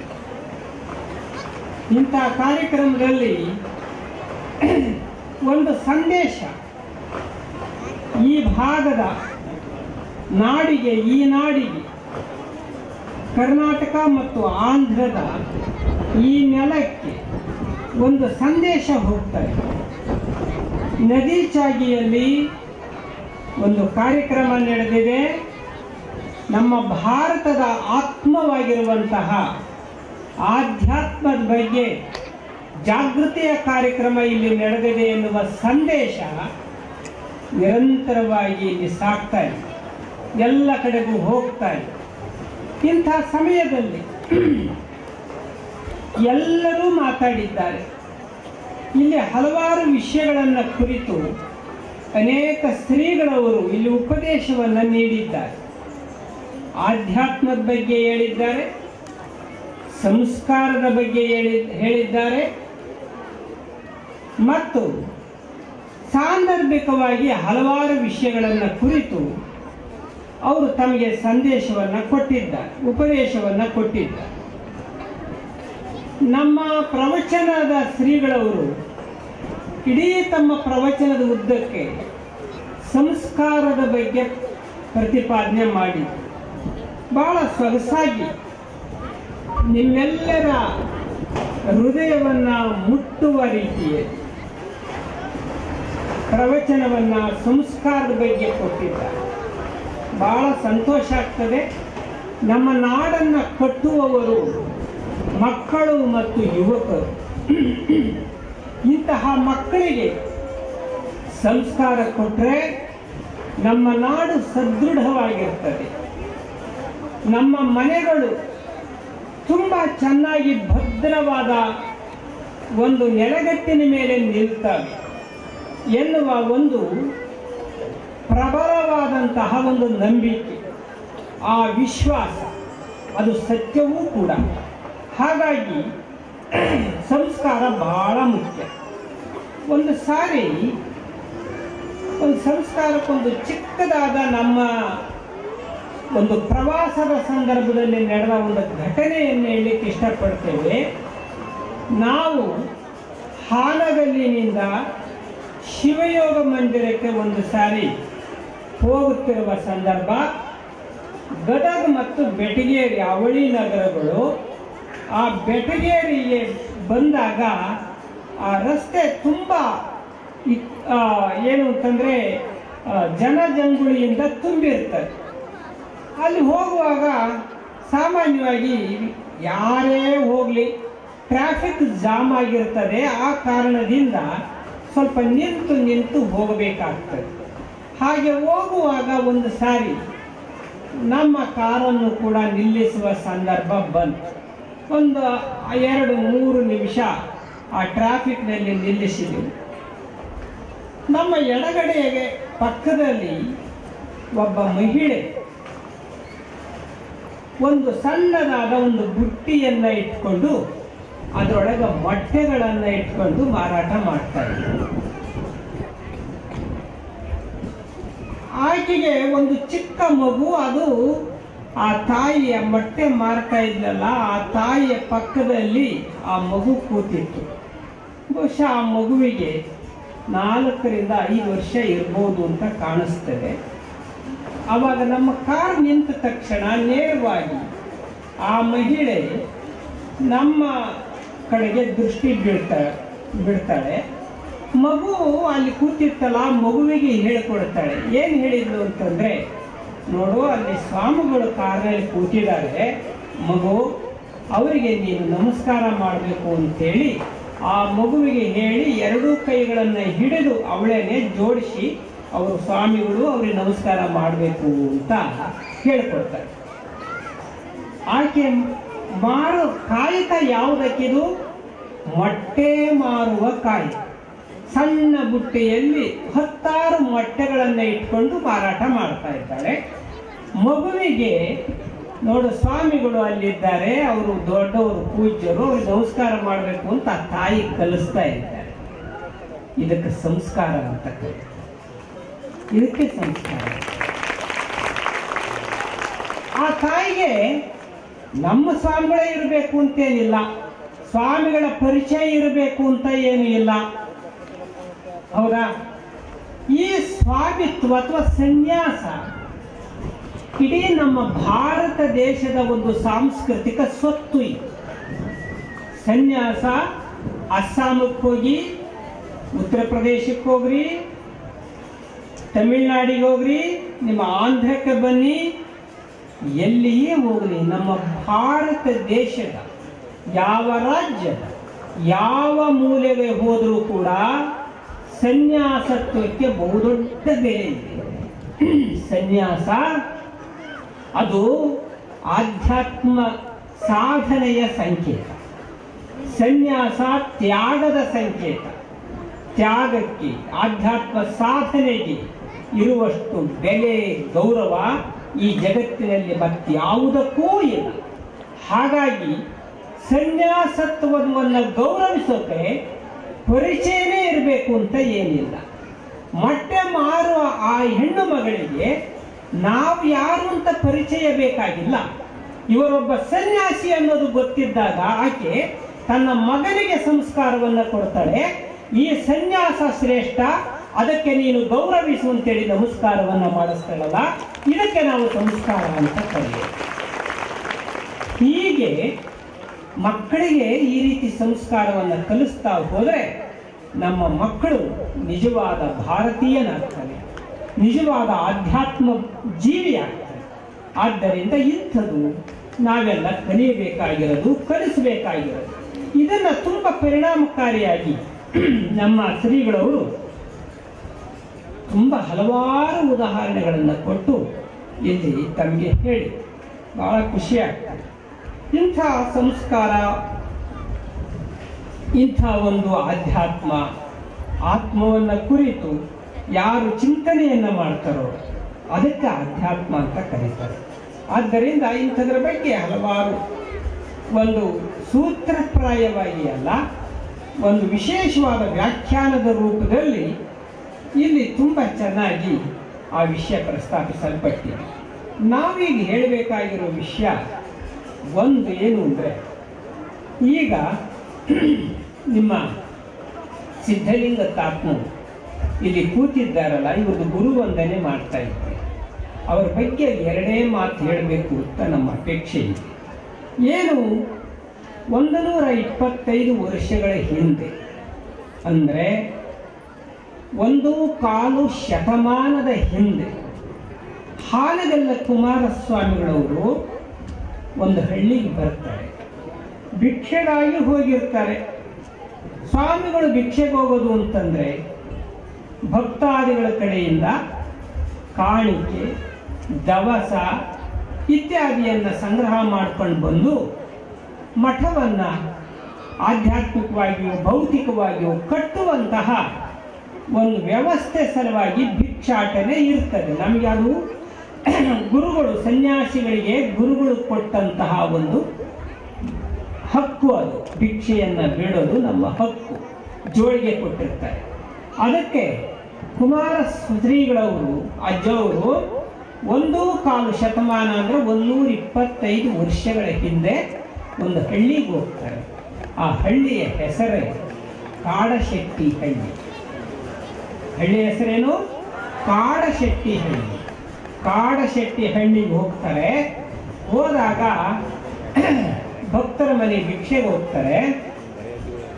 ಒಂದು ಮನೆಗೆ ಭಿಕ್ಷೆಗೆ ಹೋದಾಗ ಆ ಮನೆಯಲ್ಲಿ 2 ಮಕ್ಕಳು ಮನೆಯ ಮುಂದಿನ ಜಗಲಿಯ ಮೇಲೆ ಕುಳಿತು ಸುಮಧುರವಾಗಿ ಹಾಡ್ತಾ ಇರ್ತಾರೆ. ಆ ಮಕ್ಕಳ ವಯಸ್ಸು 8 ವರ್ಷ. ಒಬ್ಬನ ವಯಸ್ಸು 8 ವರ್ಷ, ಇನ್ನೊಬ್ಬನ ವಯಸ್ಸು 9 ವರ್ಷ. ಅವರಿಬ್ಬರು ತುಂಬ ಚೆನ್ನಾಗಿ ಹಾಡ್ತಾ ಇರ್ತಾರೆ. ಆವಾಗ ಆ ಮನೆಗೆ ಹೋದ ಕುಮಾರಸ್ವಾಮಿಗಳವರು ಸ್ವಲ್ಪ ಹೊತ್ತು ಕೂತ್ಕೊಂಡು ಆ ಮಕ್ಕಳು ಹಾಡೋದನ್ನು ಕೇಳ್ತಾರೆ. ಬಹಳ ಸಂತೋಷವಾಗುತ್ತೆ. ಆ ಸ್ವಾಮಿಗಳು, ಗುರುಗಳು ಈ ಮಕ್ಕಳಲ್ಲಿ ಒಂದು ವಿಶೇಷವಾದ ಶಕ್ತಿ ಇದೆ ಅಂತ ಕಂಡುಹಿಡಿತಾರೆ. ನೋಡಿ, ಆ ಶ್ರೀಗಳವರಲ್ಲಿ ದೂರದೃಷ್ಟಿ ಇತ್ತು ಮತ್ತು ಭವಿಷ್ಯವನ್ನು ಅರಿಯುವಂತಹ ಶಕ್ತಿ. ಹಾಗಾಗಿ ಆ ಕುಮಾರ ಶಿವಯೋಗಿಗಳವರು ಆ ಮಕ್ಕಳು ಹಾಡೋದನ್ನು ಕೇಳ್ತಾ ಕೂತ್ಕೊಂಡು ಆಮೇಲೆ ಆ ಮಕ್ಕಳ ತಂದೆ ತಾಯಿಯವರಿಗೆ ಹೇಳ್ತಾರೆ, ಭಿಕ್ಷೆ ಕೊಡ್ರಿ ಅಂತ ಕೇಳ್ತಾರೆ.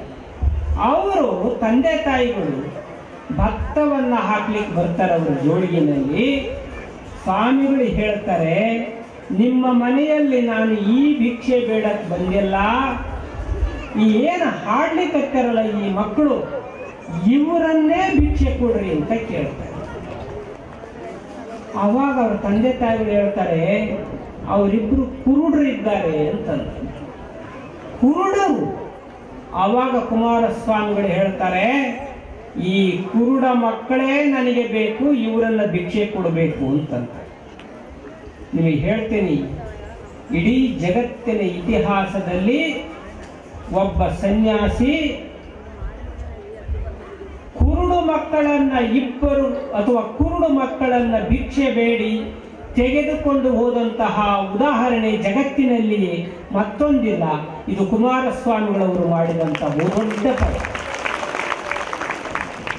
ಆವಾಗ ಅವ್ರ ತಂದೆ ತಾಯಿಗಳು, ಸ್ವಾಮಿ ಇಂಥ ಕುರುಡು ಮಕ್ಕಳನ್ನು ತಗೊಂಡೋಗಿ ತಾವು ಏನು ಮಾಡ್ತೀವಿ?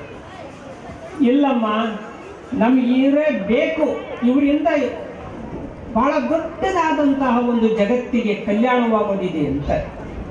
ಅವಾಗ ಆ ಮಕ್ಕಳನ್ನು ಕಳಿಸಿಕೊಡ್ತಾರೆ. ಸ್ವಾಮಿಗಳು ಅವರ ಮಠದಲ್ಲಿ ಇಟ್ಕೊಂಡು ಅವರಿಗೆ ಸಂಗೀತದ ವಿದ್ಯೆಯನ್ನು ಕಲಿಸ್ತಾರೆ. ಸ್ವಾಮಿಗಳ ವಿಚಾರ ಮಾಡಿ ಭಕ್ತರೆ ಎಷ್ಟು ವಿದ್ಯೆ ಕಲಿಸ್ತಾರೆ ಅಂತಂದ್ರೆ,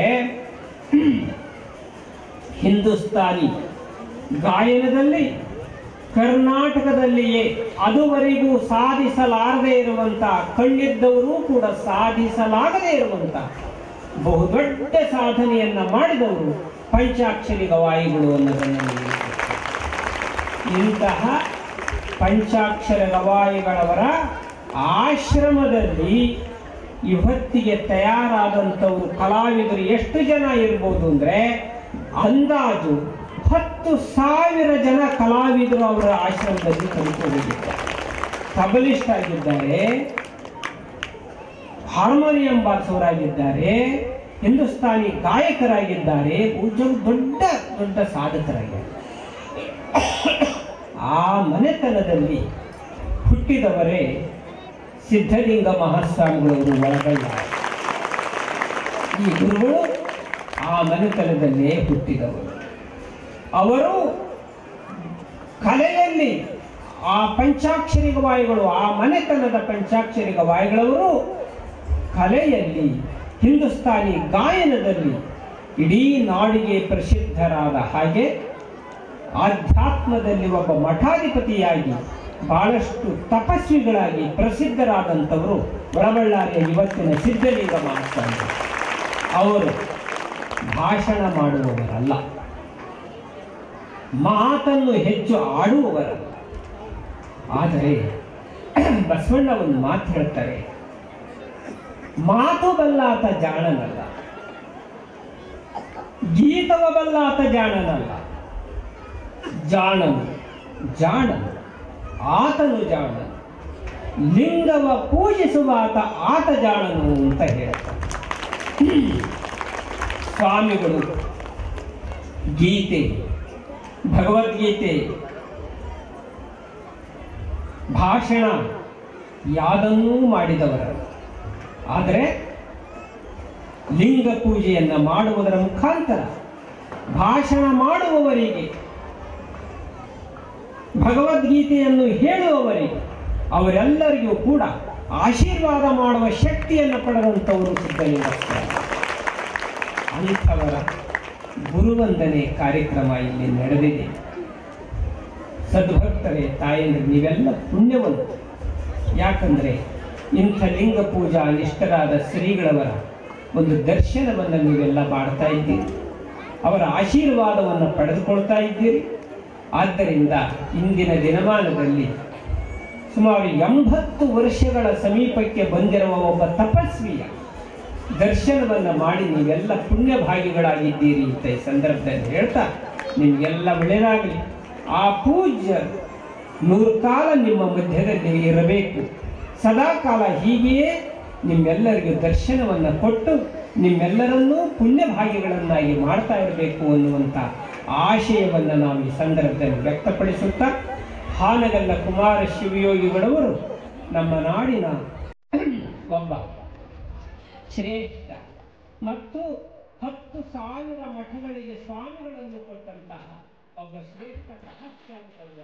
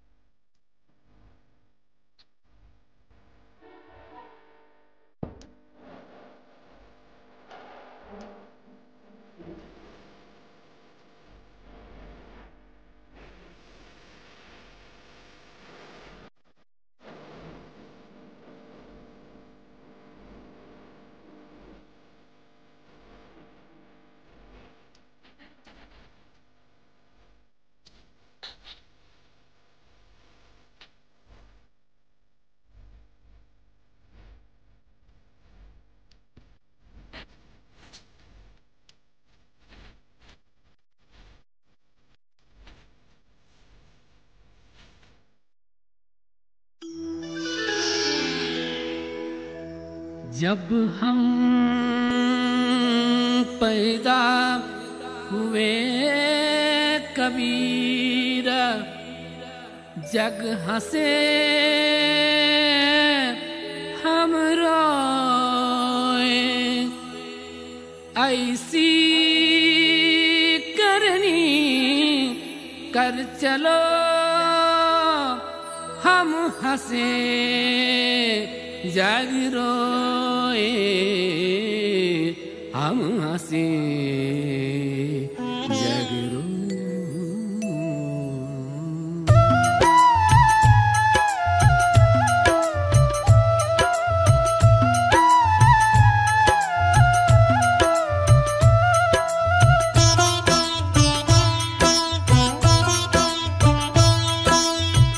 ಬಸವನ ಶ್ರೀನಾಮ ನುಡಿದರೆ ಕೂಡಿತು ಜನಸ್ತೋಮ ಚೆನ್ನ ಬಸವನ ಶ್ರೀನಾಮ ನುಡಿದರೆ